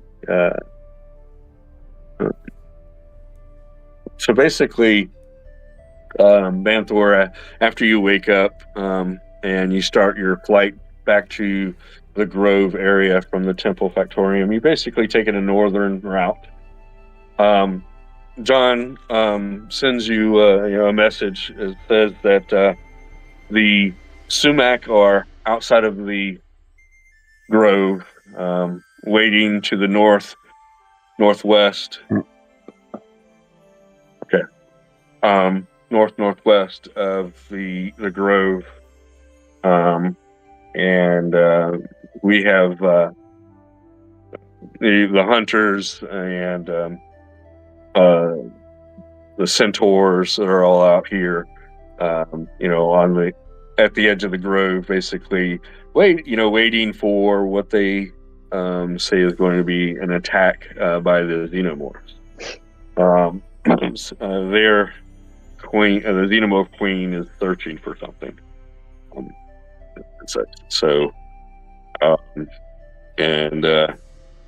The sumac have come here to they tell us that that the Xenomorphs are looking for something, and that we need to make sure that they don't get their hands on it. Okay. And I'll just relay all that information to everybody. Gotcha. All right. And so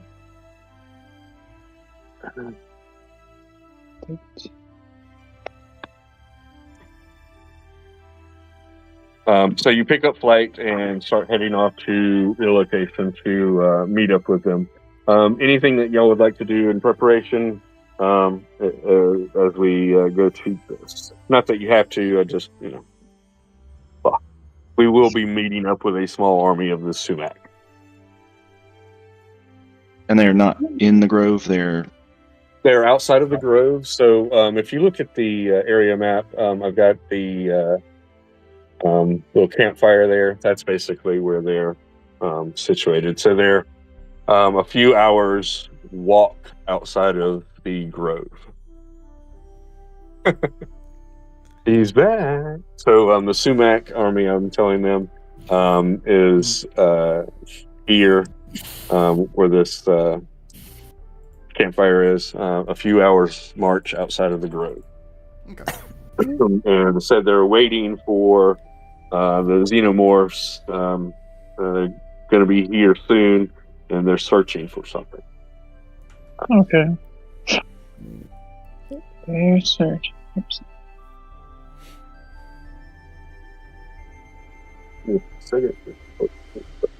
That's what.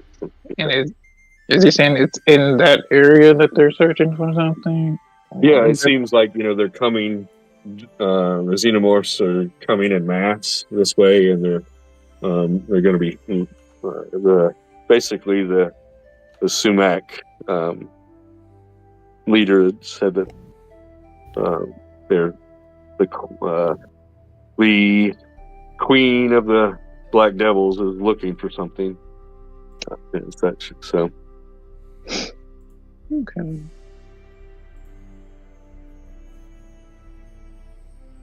Okay. Yeah, there's a few things I'd want to do at the Grove.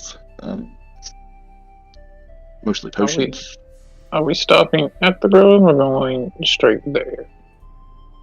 yeah, this was basically like John's attitude for the message is that you need to go and meet with them because basically the timing kind of is We don't have the time. xenomorph basically the xenomorph should arrive shortly after you do. So You have a moment of time. You could do some things.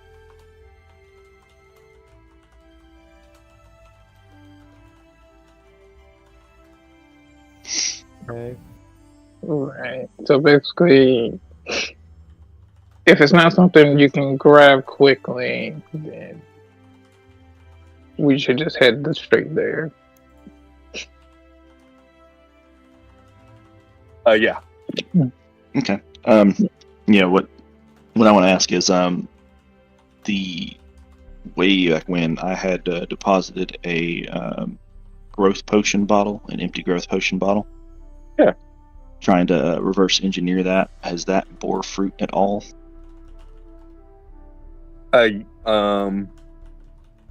So you left that in the capable hands of Marissa, who is the basically the Alchemist? the alchemist. There we go. Marissa is one of the eggs that hatched from Jade. Jade.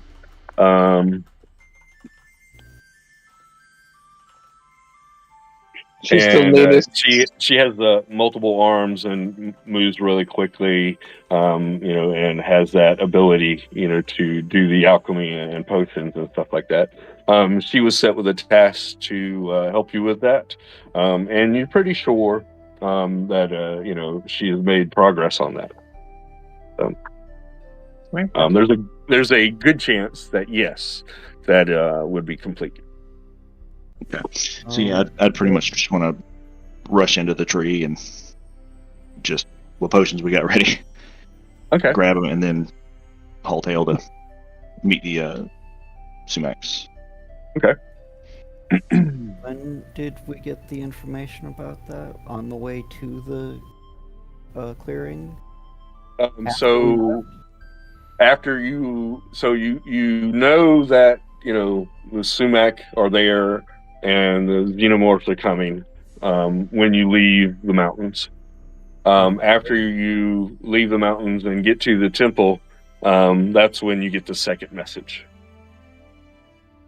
So you're leaving left the temple area and you're headed towards the grove, and you get that second message from the tree.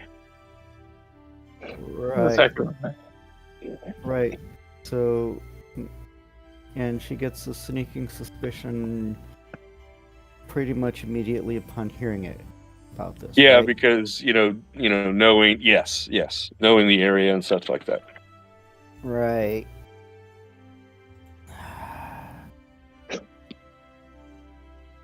So Necro kind of like, I got something I gotta take care of real quick.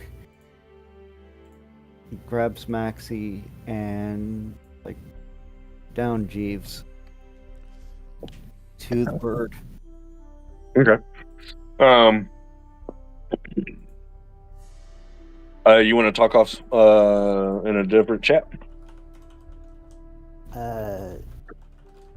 No, I'll just It's exactly, but Necro, what do you mean we need to go? This is no time for you to run off on your own. This may be more important than Sumac or those interlopers. What could be more important right now?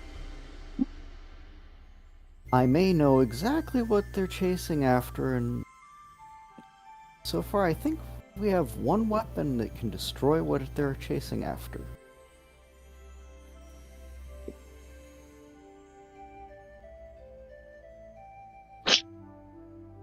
You mean you have what they are chasing after? I know where it may be at.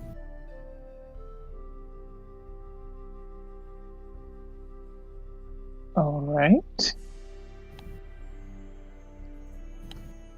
But you guys have other... Well, this shouldn't take more than 5 minutes, with a little luck. So, keep going, I'll try and take care of this. And I'll catch up as quickly as I can.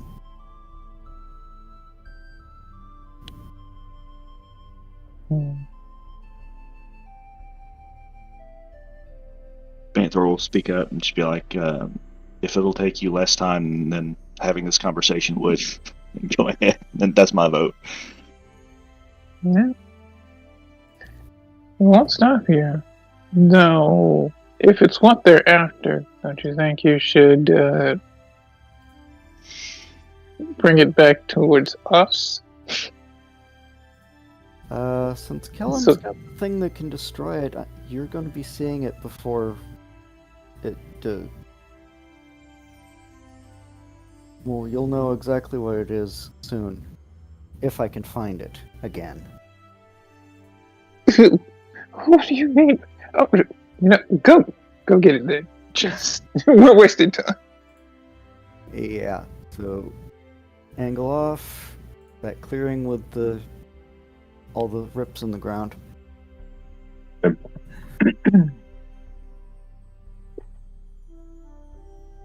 And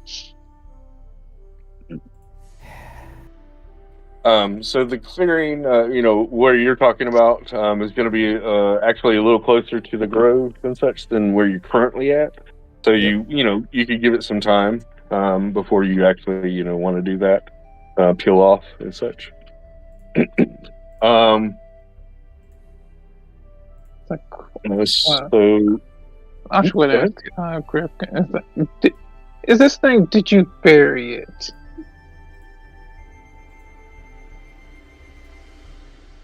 I didn't bury it. It just fell down a hole. sorry.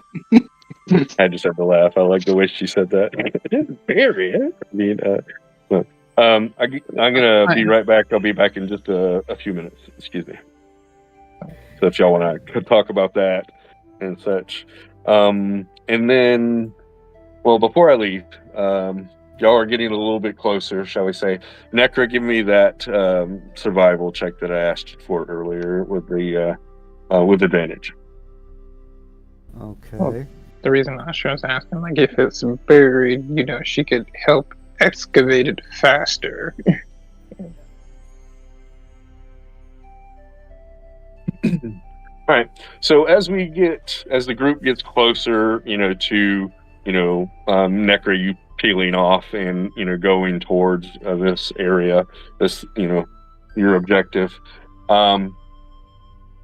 You're passing the grove. The grove is to your east, to your right there, and you're heading north. You are kind of flying over the Dwarven Road and such, and getting pretty close to both where y'all want to be.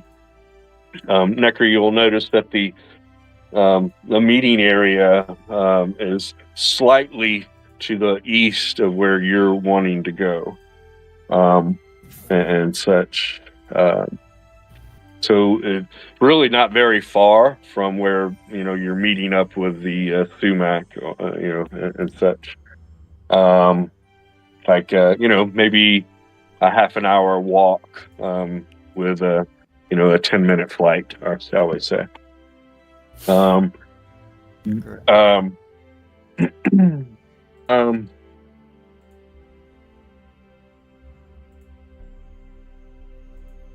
Right.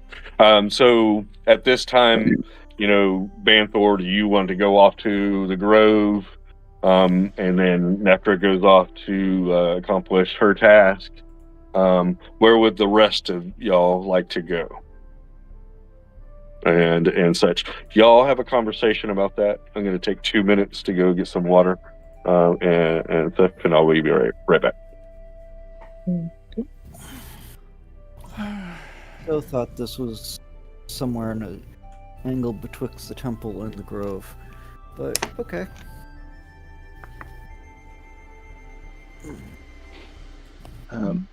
How are y'all looking for greater healing potions? At this point, checking.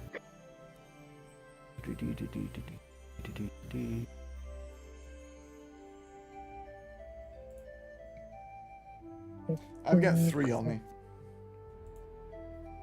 And I've got 2 regular ones. Okay. So it says I've got 6 on here, and I'm not sure if I just forgot to remove it when we divvied it up, or I just forgot to divvy it up. I seem to have just a basic. Basic for me too. Yeah, I would have distributed these evenly, and I don't think any of us have been chugging potions. So I probably just forgot to divvy this up.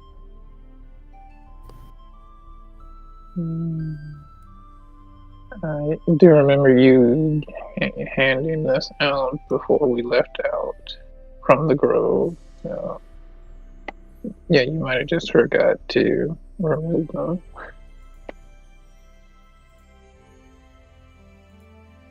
I'm checking my sheet.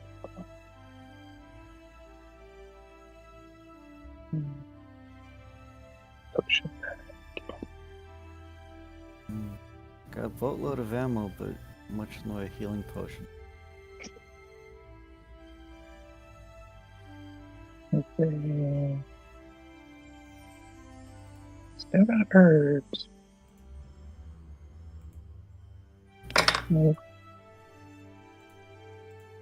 Let's see. I got a potion of healing. Basic.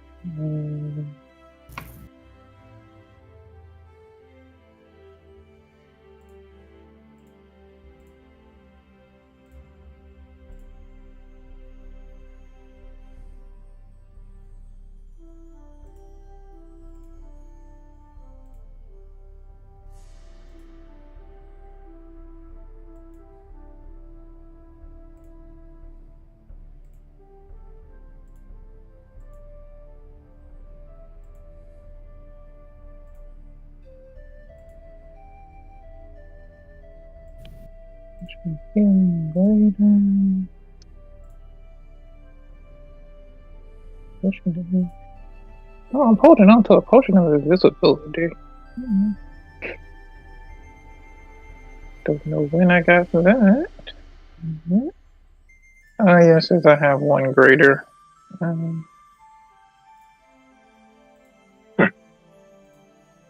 So y'all come up with a decision what y'all like to do? Who's going where? Not at all.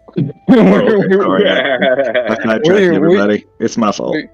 We were checking on potions. Yeah, I got That's one fine. greater potion and one regular.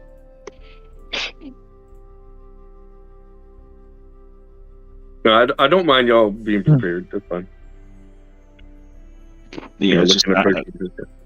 yeah, I've got 6 greater healing potions on me, and I just don't remember if I divvied them out and forgot to take them off my sheet or not. But, Oh, I got you. I mean, if you'll allow it, could we just have some of those brewing up in the grove? Oh, yeah. Actually, that was, what? Oh, so I think when y'all left earlier and came back, they gave you the 5 or 6 potions. Was it? Yeah. And they're right. yeah, and they're did y'all get any acid resistance potions, or y'all were? Those were being brewed. Yeah. Okay.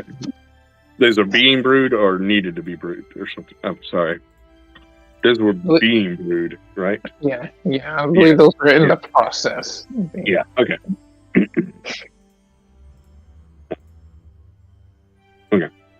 So, if I remember correctly, those last for 4 hours, or like a normal resistance potion, correct? 1 hour. 1 hour. 1 hour. Okay. All right.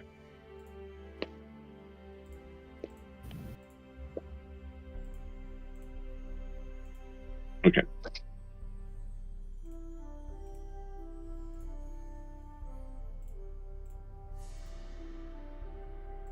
Okay. So yeah, they were working on the 8 resistance potions and 4 of the. So you have the healing and then greater healing, is it? Yep. Yeah. And then 4 of the greater healing potions.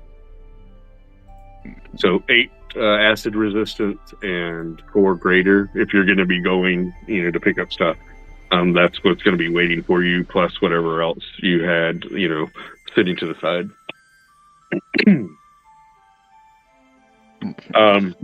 So would it be just you, Banthor, going to the Grove, Necra going, doing side mission, and then the rest of y'all going straight, or what would y'all like to do? Suppose Kellum and Marchot will kind of just we're already set. We'll just go directly to the front line and prepare. Okay. Anybody that wants to go with us, just follow right along. Yeah.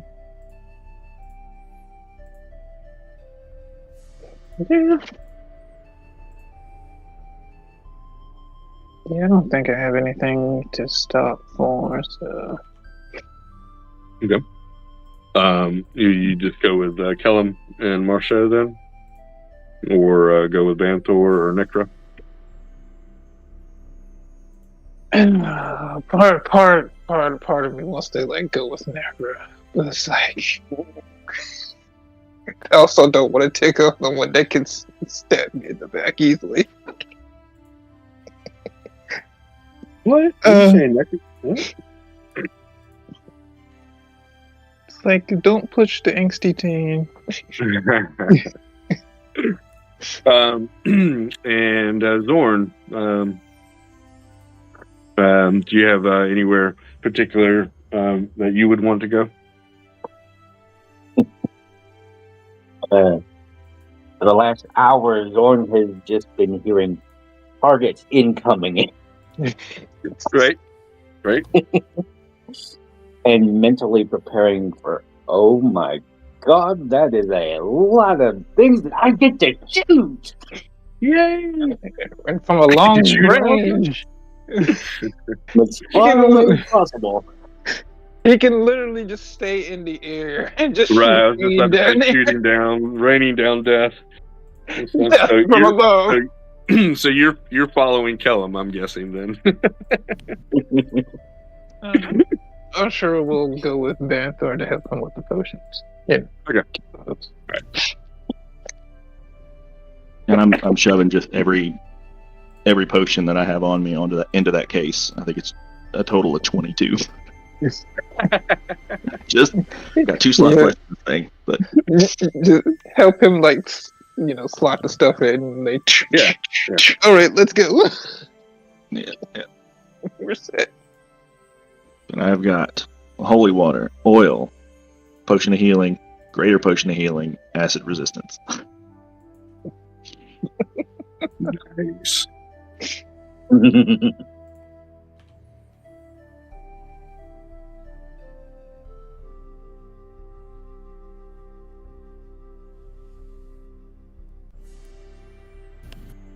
Right, yeah.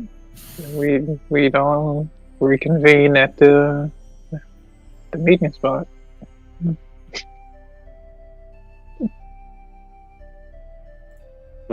Remind me, Ashra, what wisdom were you on? Which one am I on? I'm looking for like our last. Oh, I'm looking in the wrong chat. I believe it's I'm on the third or fourth. Yeah, let me look back again. I was looking at the wrong chat, so that's why I don't. Okay, here we go.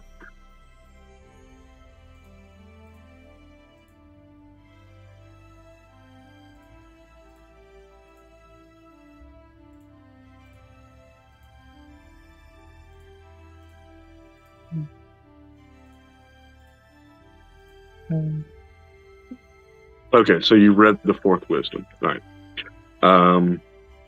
And that was 2, 3. Okay, so you're almost finished with the fifth wisdom. Oh, nice. Okay. I'm just trying to keep, your downtime, blah, stuff like that. I'm trying to keep up with that. Good. So you're getting close to finishing the fifth wisdom. All right. So you get another. Let's say you get another 2 days on that one. All right. Okay. So the two of you go to the grove, pick up those potions. Was there any other things going on without me looking at my notes that y'all had being fabricated or anything like that in general? Growth potions. I think it was the Right. last potion I was thinking about. Didn't know if we had any projects going on with the blacksmith. I can't remember at this moment. So Not current. No. Because I had didn't some Kellen ideas, get? Because he What's got that? his sword and stuff done. Right. yeah, and we got the things that Banthor needed done there. The shield. And Yeah, the the shield. wait, did he get his sword, the scimitar, I done? believe we gave those to you. Yeah.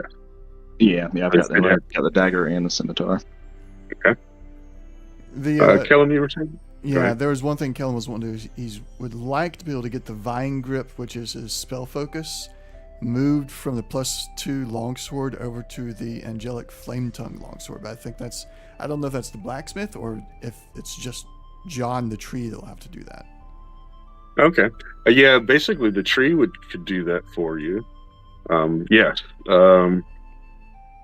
Did you have these I've got previously? Hmm? Oh no, you want to move it to the vibroblade? Is that what you're saying? no to the. I don't know if I'll maybe to the Vibroblade, but definitely for the moment to the Angelic Flame Tongue longsword. Okay.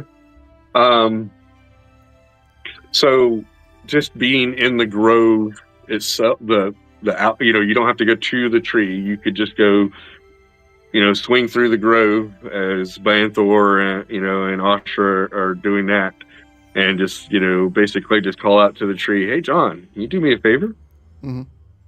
And he can, then swap it without having to, as long as you're in the grove, he can do that for you. Okay, so that's a flyby, get it switched, then. Yeah, just a flyby, and All right. such, so kind of thing. I'll get that adjusted on my items here. in a little bit. It'd just take you a few minutes to, go that way and such. Hit the edge of the grove. Thanks, boss, and then make your way over and such. Right. So we'll just say the whole group of y'all kind of, do part of that flyby. Banthor and Ashra peel off, go straight to the tree. You do your thing and then peel back, and go over towards the meat area. So that gives us Nectar. Nectar, give me a survival with advantage. And you can roll for Maxie as well. Okay. First one. I hope I do better than that. Well, yes. There we go. And then That's a crit. Is it? Yeah. No, that's not a crit. That was a 15 to roll. Okay. yeah, Man, you got a plus 10? All right. it's not my best, but it is. The Ranger.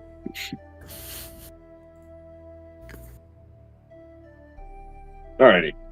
So yeah, with the 25, you'll definitely get the sense of it. Give me a perception with advantage. Not that, well, yeah, just give me a perception. Necro with advantage. or Max.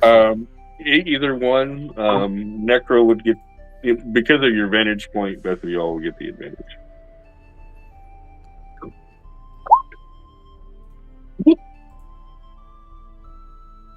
27. Yeah. Oh, that's right. You hit that stupid. What is your passive? 25. 25. Okay. Jeez, you barely. You rolled low. Myself. Wow. That's funny. Yep. So. As you're starting to approach your destination, you, only because you rolled a 27 and you've got a stupid 25 for your passive and stuff, and you're in the air, looking down and such, you will notice every once in a while some movement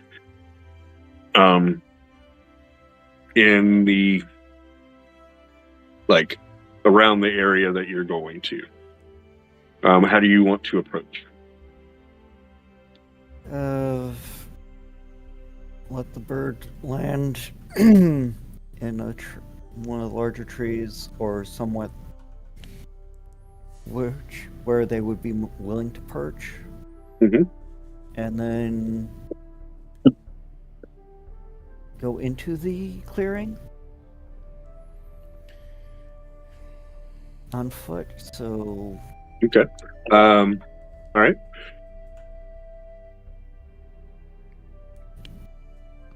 Okay, so on the east side of this area, there's a bunch of boulders and rocks and stuff that you could, probably hide behind, and such, in the trees in that area as well. So that can give you, some cover for your approach. The eagle, giant eagle, is nearby, so that you can call, basically, is what you're. mhm. Okay.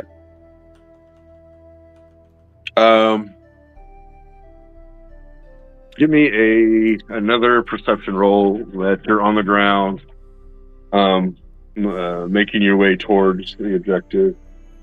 Is that a 27 or 26 or something? Yeah, that we just rolled. Mhm. At the 26. Okay. So you will notice the size of these creatures. Okay, so they're medium. No, it's not medium. A warrior is medium. Oh, okay, cool. All right. I thought they were large. They're medium. Size you guys down. Okay. So as you approach the clearing, from the cover of the stones and such, so the boulders, you're going to see 3 xenomorphs.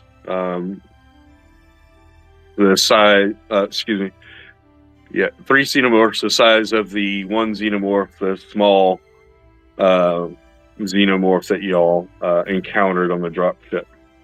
It seems that they are clamoring around, looking in these crevices, these crevasses that are here in this clearing and such. And you'll notice one pop out of one to your left, far left, it'll pop up out of the crevasse, and start looking around like further on down and such. So they're climbing in and out of these cracks in the ground here, searching. What's the lighting conditions? Not So we are dusk. So the sun is setting. It is. So right. not not full sunlight, of course. And you got lots of shadows because the sun is going down. All right. So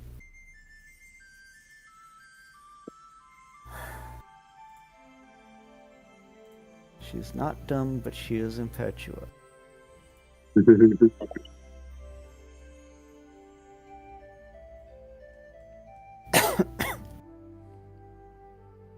All right. So far, it looks like only 4 of them, right? Correct. All right. So Do we have time to divvy out potions? You can give potion. Well, yeah. Hold off on that for just a moment. Sure. I just want to, let's see exactly where Necker takes us, and then we can go from there. Okay. all right. So does any of these seem to be an obvious leader or whatever? No, they all seem to be, small. Basically like a large dog. Basically, they're not standing up on their hind legs. They seem to be mobile by using all 4 legs, and they have a long tail. They're medium small, so creature. They don't seem to be, they all seem to be the same, and they don't seem to be taking orders from one of them. So if there is a leader, it's not one of these 4. Right. So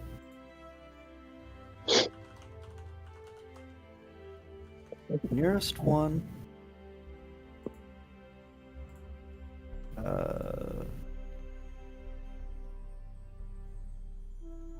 I'm gonna do surprise.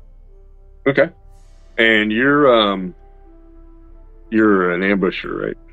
Dread ambusher, yes. Okay. All right. Cool. So you get your standard 2 attacks plus the extra attack for the Dread Ambusher. Uh-huh. Alrighty. Sure. Go ahead and make your attacks. If you kill it off before a hand, we'll go from there. Any particular arrows? Standard? Fire. Well, fire. Got it. All right. Shoot your first fire arrow with advantage because they don't. There we go. That's awesome. Because love it. Hey, 25 both times already. So that's going to strike. Go ahead and roll your damage for that. It's got its head. Oof. This guy. This is this guy. Where is it? There we go. Oh, yeah.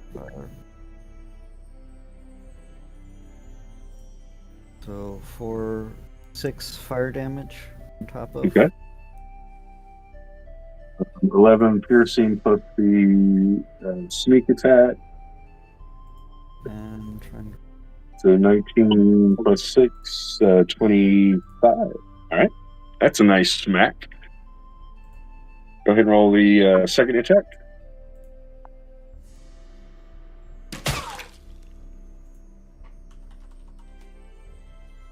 Do I still have I guess you continue with advantage because you still have surprise. Here. All right, 24. That's a hit.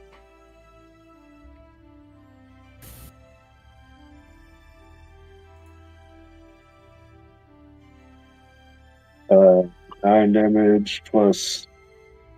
8. Thank you. So 17. Okay. So after the 2 attacks, the xenomorph goes down. So there are 3 other xenomorphs. Actually, one has crawled into a hole, so you don't see it. So there's 2 other xenomorphs as targets. You just have the one cut anyhow. So. all right. So still. Yep. Nice. All right. Another 24. Okay. And roll your damage. 10 plus. That's a good shot. Damn, that sneak attack would have been nice. Yeah. So 17? Pretty good. All right. 17. Okay. And then that's the one with the +7 more. Oh, plus 7. Oh, okay. All right. Yep. 24. Okay. So you wound the second one. They let out a hissing, kind of chattering noise, and basically to alert. The one that got hit, sends out an alert that survived. The other one you hit, and it falls into the hole. That it was looking into. May not been able to be perceived by the others, but this other one lets out a hey, I'm hit. There's something here, and he'll turn around to try to find out where you are. Oops, wrong button.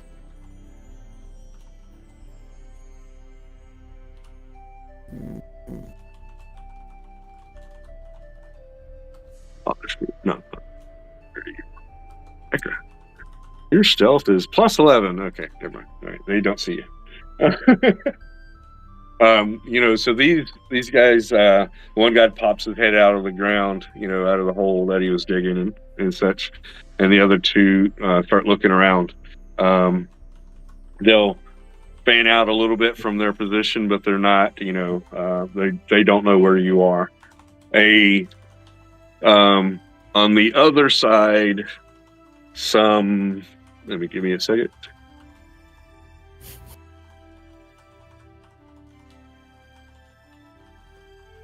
Okay, some 200 feet or so on the other side of these crags, or so, what do you want to call them? Is wrong button. A larger xenomorph steps out of concealment and starts roaming around, looking, basically looking for you. This guy, give me a second. Proportional. Okay, this guy looks much larger, and the other ones, the smaller ones, look for, they look like they're more like surveillance, things like that. This guy looks like he's a warrior. He's long, tall, big arms, and looks a lot beefier than the 4 little things that you're been shooting at and such. He is on the other side, of this clearing, some 225 feet away, roughly, from you, and it starts moving around to the west and south, basically sweeping around your left side, but he's still 250, 225 feet away and such. These other ones are like 60 and 100 feet away from you. Right.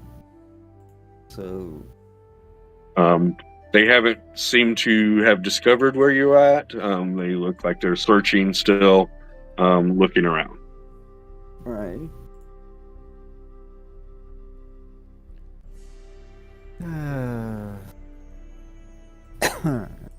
At this point, firing would probably, give away your position. Since they're searching and they're not, looking for you, or at least aware that you're in the area. So before they were unaware that you were there, and such. So. Right. So since I took Maxie with for reasons of if she need to, she can shrink down and bring a rope down. Gotcha. So kind of look at Maxie and finger wiggle like, if you would please go get Kellum and Zorn. Okay. Looks like we have targets for them. All right. So she's going to dart off. What's her speed? I think like, yeah, 30. 30. So she has a little bit of, fairy magic and such. So she's going to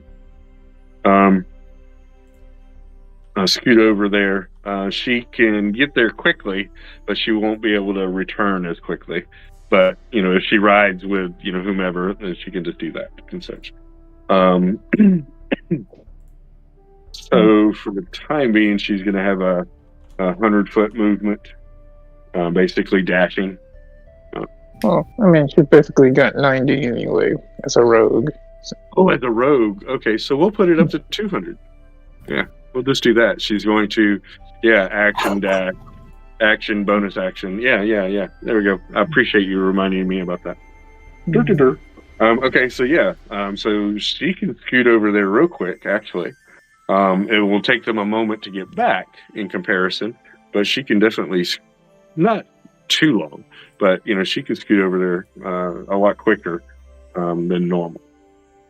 Let me look at the area map real quick and kind of see what that kind of timeline is. I was supposed to do that before, but okay.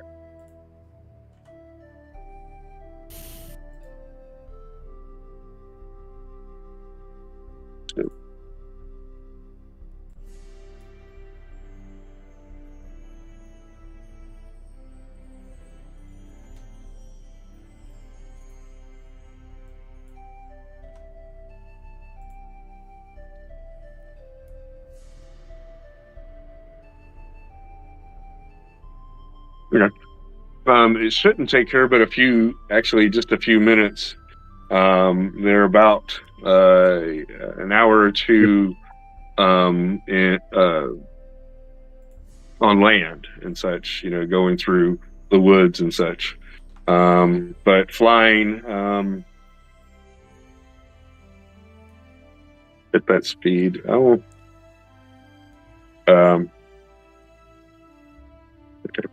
Moving at 3 foot, and she just went 3 foot to 6, 9, 12, 24.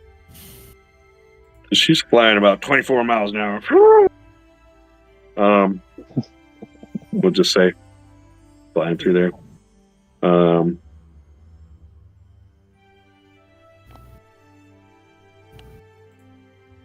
Okay. It's probably going to take her about 7 or so odd minutes to get there. Fun. Right. So what would you like to do in the meantime? It's going to take about 15 minutes or more for anybody to kind of show up.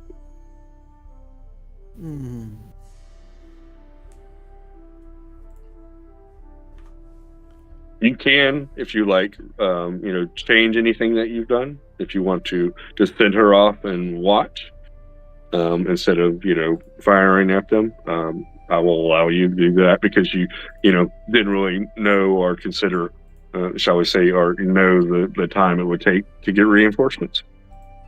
And some of that was because, you possibly didn't know about the big guy, but, you can. Actually, figuring she's going to be about half an hour. Mm-hmm. Yeah, that actually costs a lot.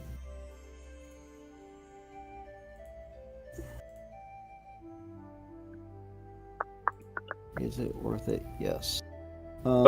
She'll, it'll take her, like I said, 7-ish minutes to get there.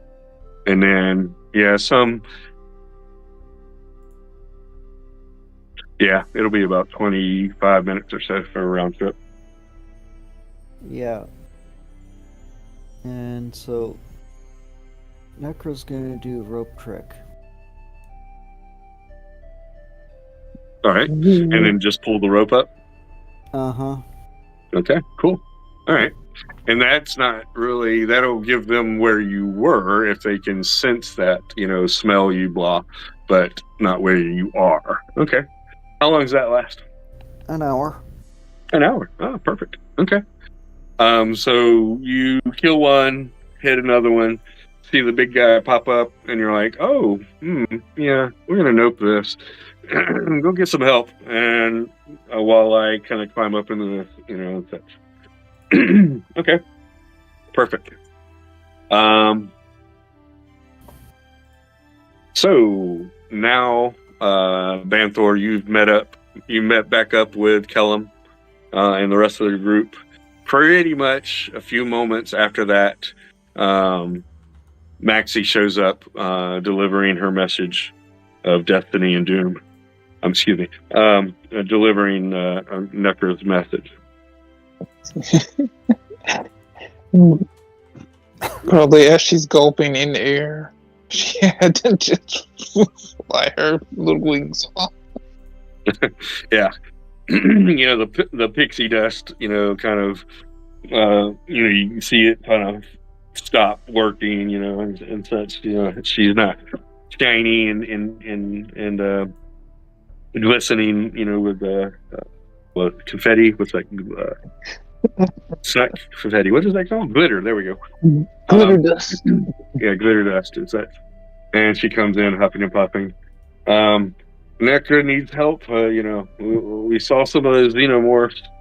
There's a big one out there. And Asha's gonna curse in Elvish because she's like, damn, I knew I should have clicked with her. All right. Yeah, I'll pop open my case real quick and just say take one acid and one healing apiece. So one acid resistance and one greater healing. Yeah. For everybody that's here. So Kellum, Zorn, Ashra, and Marcho kind of, do I get one? I only have 4, and I'm saving 1 for Necro. You can have a regular potion of healing.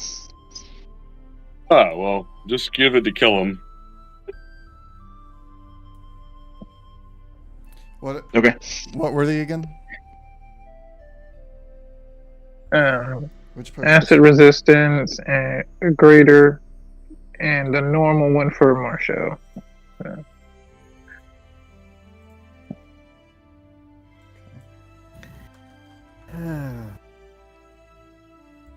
Does anybody count potions? Do what? Does anybody count the potion? Count the potions. Is Maxie trying to steal one while she's exhausted?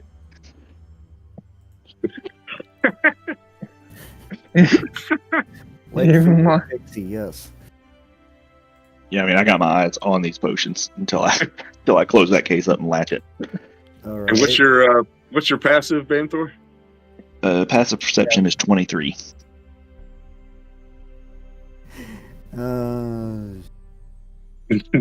Yeah. So. I mean, she may or may not know how perceptive he is, but she could try, if she wants.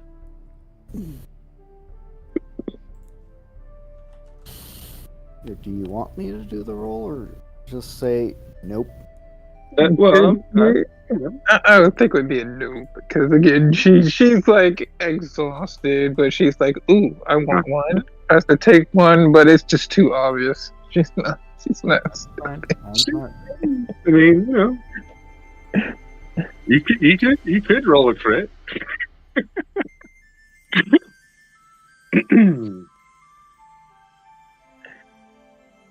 I think when he like tosses out to the rest of them, he snaps it closed because like it's like, oh, we need to get to her, so it quickly for her to like try to snatch one. If you want, okay.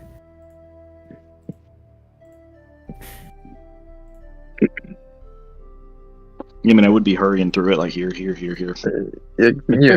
exactly. Yeah, I mean, you know, you had a moment before Maxie showed up with her, you know, dire news and such. So, you know, I had to rush too much. But yeah, you hand out the potions. Maxie shows up as you're handing them out and delivers the news. Kind of sneaks over and tries to take. What does she try to take? A healing potion or an acid? I don't know that she'd know the difference, but there's 2 left, and she's still got 2 hands, so... Yeah, there's 4 acid resistance, 1 greater healing, 3 holy water flasks, 3 oil flasks. That's everything that's in the case currently. After I divvied out the potions to everybody. Okay. She'd be reaching for the ones that you're trying to hand out, or the ones that look like what was being handed out, not the other ones. The acid resistance, probably. Yeah. Yeah, acid and greater healing. Oh, Those okay. 2. So maybe one of each. Yeah. So yeah, she'll reach in and try to sneak away with one of each of those. How do you handle that, Banthor? If I catch him, I'm probably just going to give a light flick. It's like the equivalent of a hand slap, not to hurt, just bad. Nope. Like flick the wing, flick one of the wings. Yeah, and she spins out. So she spins out and falls. Like, I'm too tired for this. Well, you just disrupted basically dragonfly equivalent or flight, so she's getting out. It's fine. It's Yeah. like, all right, let's get. We need to get going. God.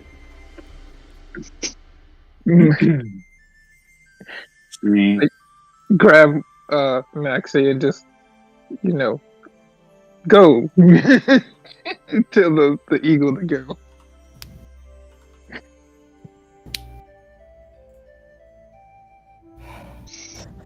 And I loaded my potion belt up with potions.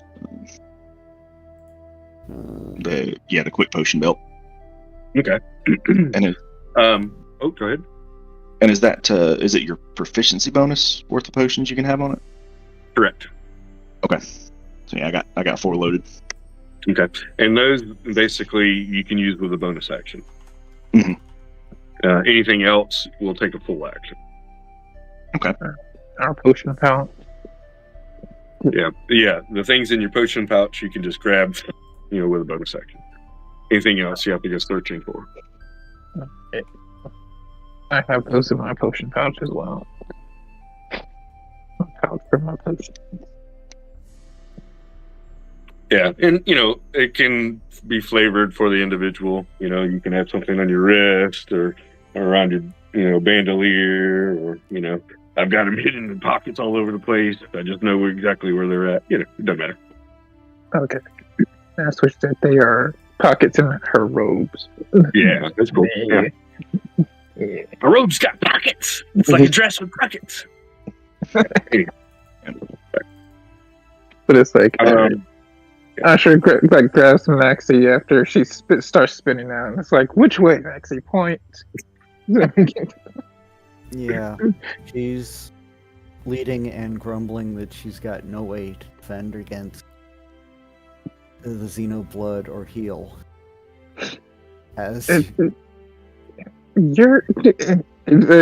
grumbling, the Asher's like, you don't even go into the front lines. You stay back and hit things.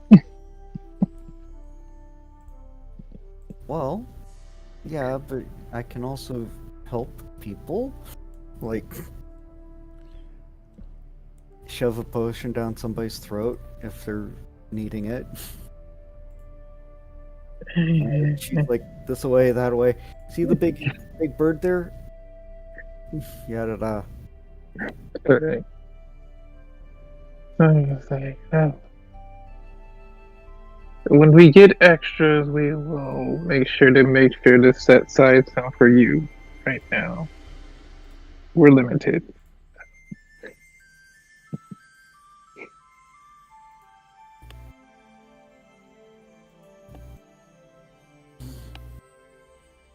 But yeah, we're like double timing it. So the Eagles, if they dash, can go 120.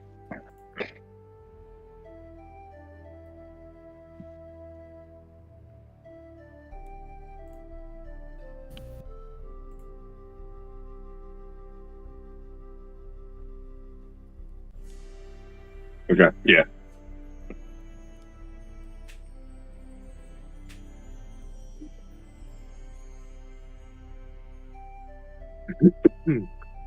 So it's 15 till.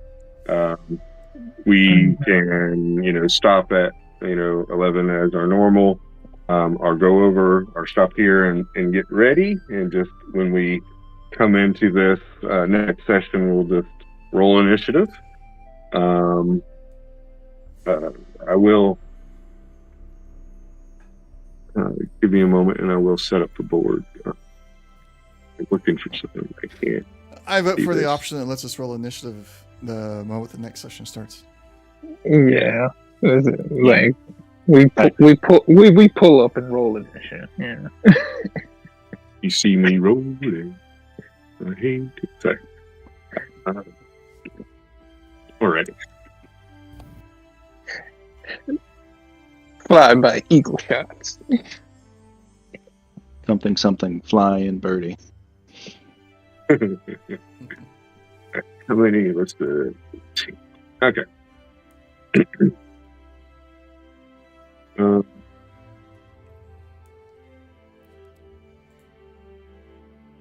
Why is it not? They're still. Oh, I didn't put them on the right layer. That's fine. Sorry, one moment. I'm trying to get all these on the right layer. Thought I had them on the right layer, but I did not. Okay.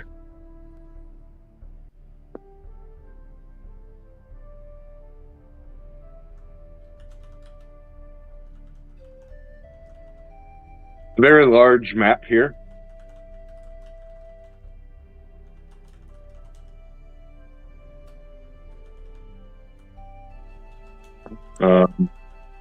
Y'all would technically be coming from the west. So let me grab all of y'all. It's on the west side of the map. Excuse me, the east side of the map. My apologies.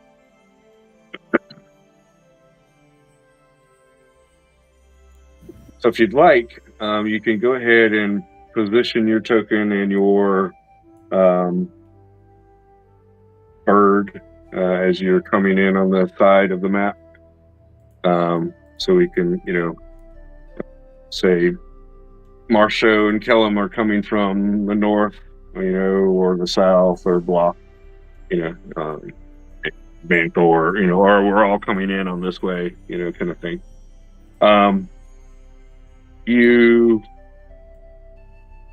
Maxie knows where the whatchamadoodle is, where Necra is, and where his her rope trick is. So she can direct you towards that. Okay. Okay.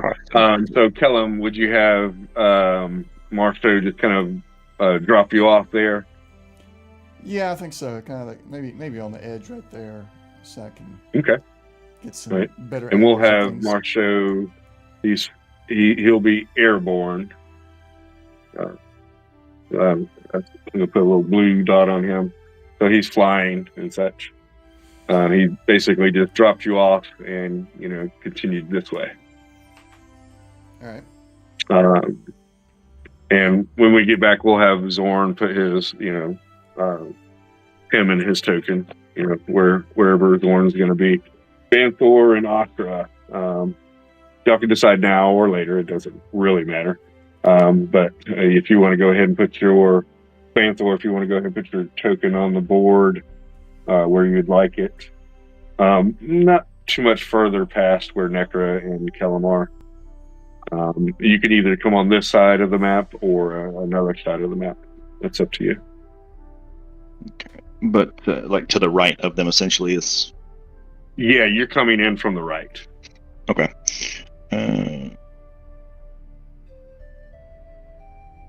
Probably put myself. Yeah,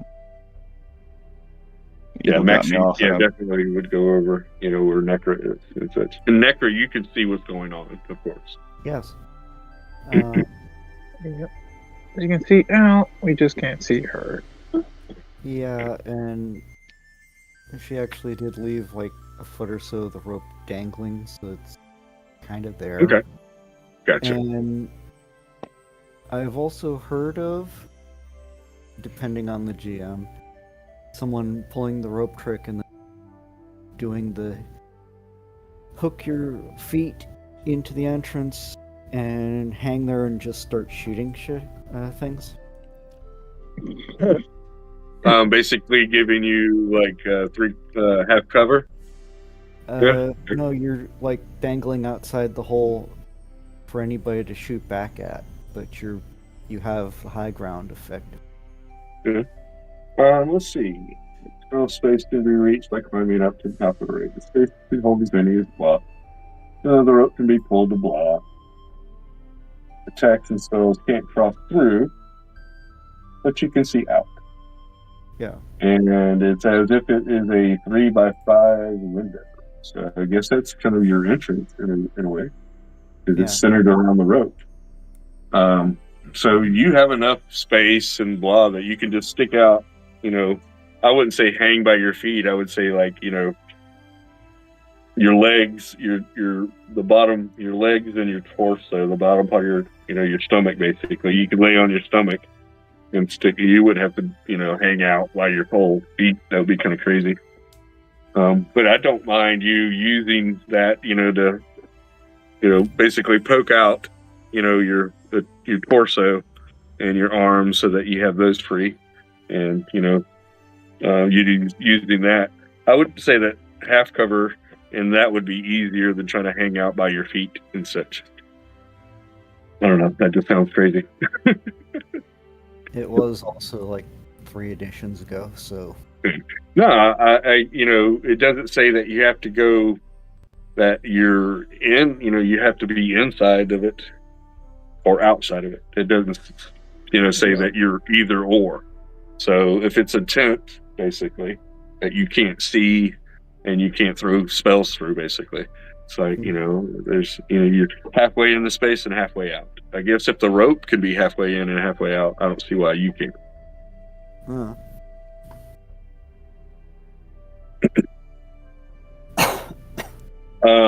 Ashura, where would you like? Oh, and Banthor, where would you like your eagle to be? I guess basically had just dropped you off, so probably it would be real close. So we'll just say that. Yeah, I'm sure it's gonna stay on her eagle, but and it's basically gonna be shooting from above. So. Okay. Kellum has kind of put himself like in the center of the map, and Necra is some 60 feet to the south of. I need to at least be with that. Sorry. 95 feet from, is that right? 5, 10, 15, 20, 25, 30, 35, 40, 45, 50, 55, 60, 70. Yeah, okay. So yeah, Kellum is like 95 feet from where Necra is. Banthor is to the north, about 40 feet from Kellum, and such. So would you go more near the north with Banthor, the south near Necra, or the middle ground, or so where elements. Kind of more middle ground. I'm pretty much going to leave you right where you're at. I'll move you a little bit closer, but not too close. Yeah. And then we'll find out where Zorn's probably just going to be aerial, doing. Yeah, he's got 600 feet. He's fine. Yes. Yeah, he probably doing some aerial satellite shots, from orbit, school, kind of. I need to be within 120 to reach the targets. Okay. To reach your target, basically. Yeah. Offensively. So there's two definitely within your reach, 95 and 120 and such. Not that we're going to be, casting spells right now, but, when it pops off. Exactly. You've at least got two targets within range. All right. Works for me. And trying to AoE somebody? Banthor? I see Banthor's doing, sizing out some circular stuff here. So yeah, I had broadcast to other off. It lied to me. See if I can. I'm trying to see if I can just move it to see where I can put it. But gotcha. Can you move that or no? I don't think so. Is that the size? Yeah, it's a 30-foot emanation. Give me a second. Yeah. What's a 30-foot emanation? I'm probably going to try to speak with plants and just make it harder for these guys to run up to us. Speak with plants. That's not 30 feet. Yeah. Unless it's... let's see. You view plants in an immobile 30-foot emanation.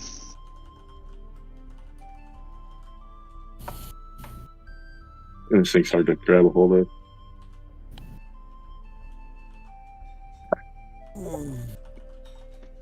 Later, Mung, you have a good one. Well, I believe we will meet up next time. Is no. The 7th. The 5th is my birthday. 7th, right? Mm-hmm. Yeah. I'm good for the 7th. Sorry. Yeah. The 6th, I'm going to be busy, but 7th, I'm free. So we'll meet up then and roll initiative. All right. And I'll think about some XP for this session and just add it on the next session. Well, I'm not going to deal with that right now. I don't think anybody is close anyhow to leveling, so not close. Okay, bye now. Bye. Later, Mom. Oh. Yeah. Bye. I forgot he was here. He should have just told us where I thought he was leaving already. So he could have just told us where he was going to be. But that's fine. All right. Banthor, your stupid perception, right? Yeah. 23. Okay. So you're going to notice this guy close to you, hanging out, and such. If he, the only reason it really kind of shows up is because he's like a black material, skin, carp, shell. There we go. In these rocks and such. He was in the shadows, but you're like, that rock's not supposed to be that black. And then you look a little deeper and such, and you can see the telltale signs of one of these pups, Xeno pup here. Can I get Kellum perception and Ashra perception? as we last little things here. Okay. Nope. I'll use my inspiration since it's the end of the session. Yeah, there you go. Yeah. So I got a you know, I'll go ahead and use my inspiration too. 14. You're not going to notice anything, Kellen. Okay. Yeah, Still no, that's isn't still a crit 12. fail. Yeah. And Unless I can add a guidance on that one too. that's it. That'll Yeah. make it. Still not going to be high enough to do anything. And then one for Maxie. Just a sec. And then Necro, you can do a perception with advantage because you've been hanging out. Actually,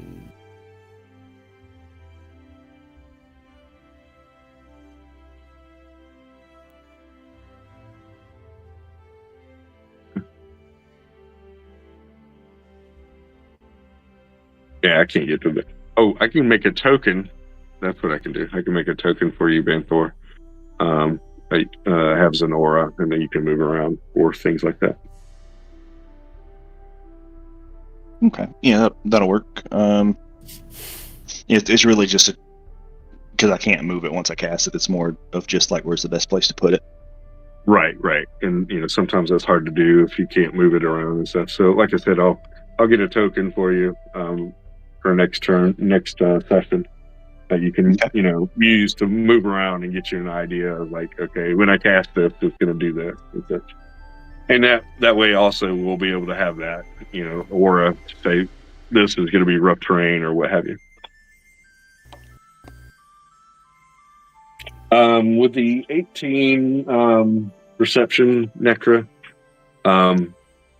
you are going to notice that there is another large xenomorph that has been moving around.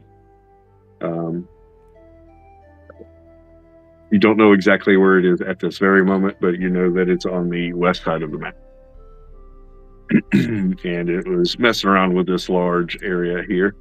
And such, it came out shortly after the alarm went off and such. But it has crawled back into the whole searching. But because you were up at a higher advantage, higher height, you were able to look down on the area. So that's why you're able to see that. So somewhere in this area is another large xenomorph. Alrighty.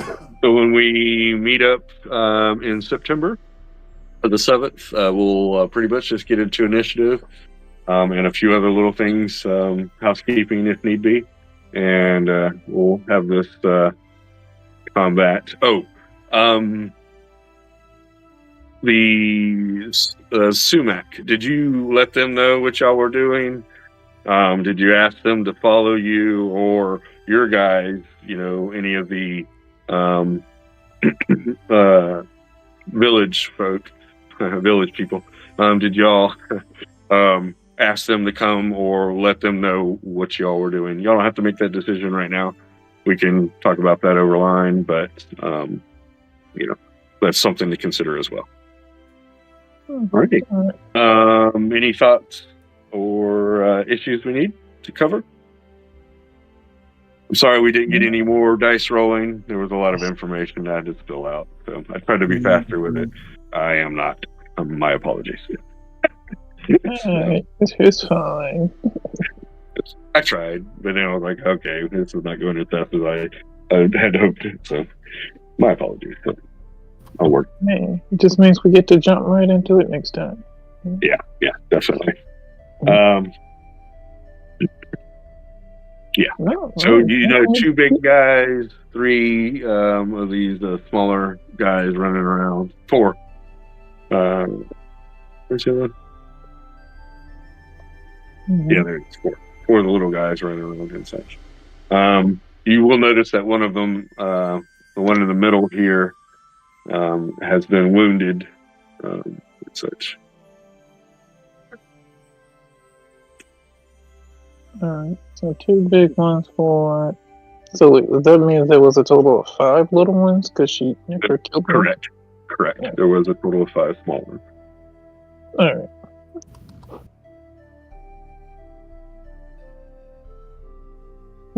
Yep, good here.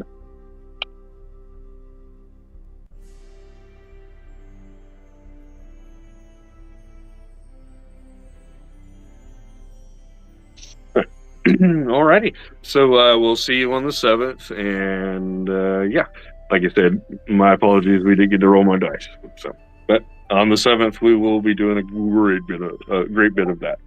That's it. So, want to check Maxi too? I'll do that.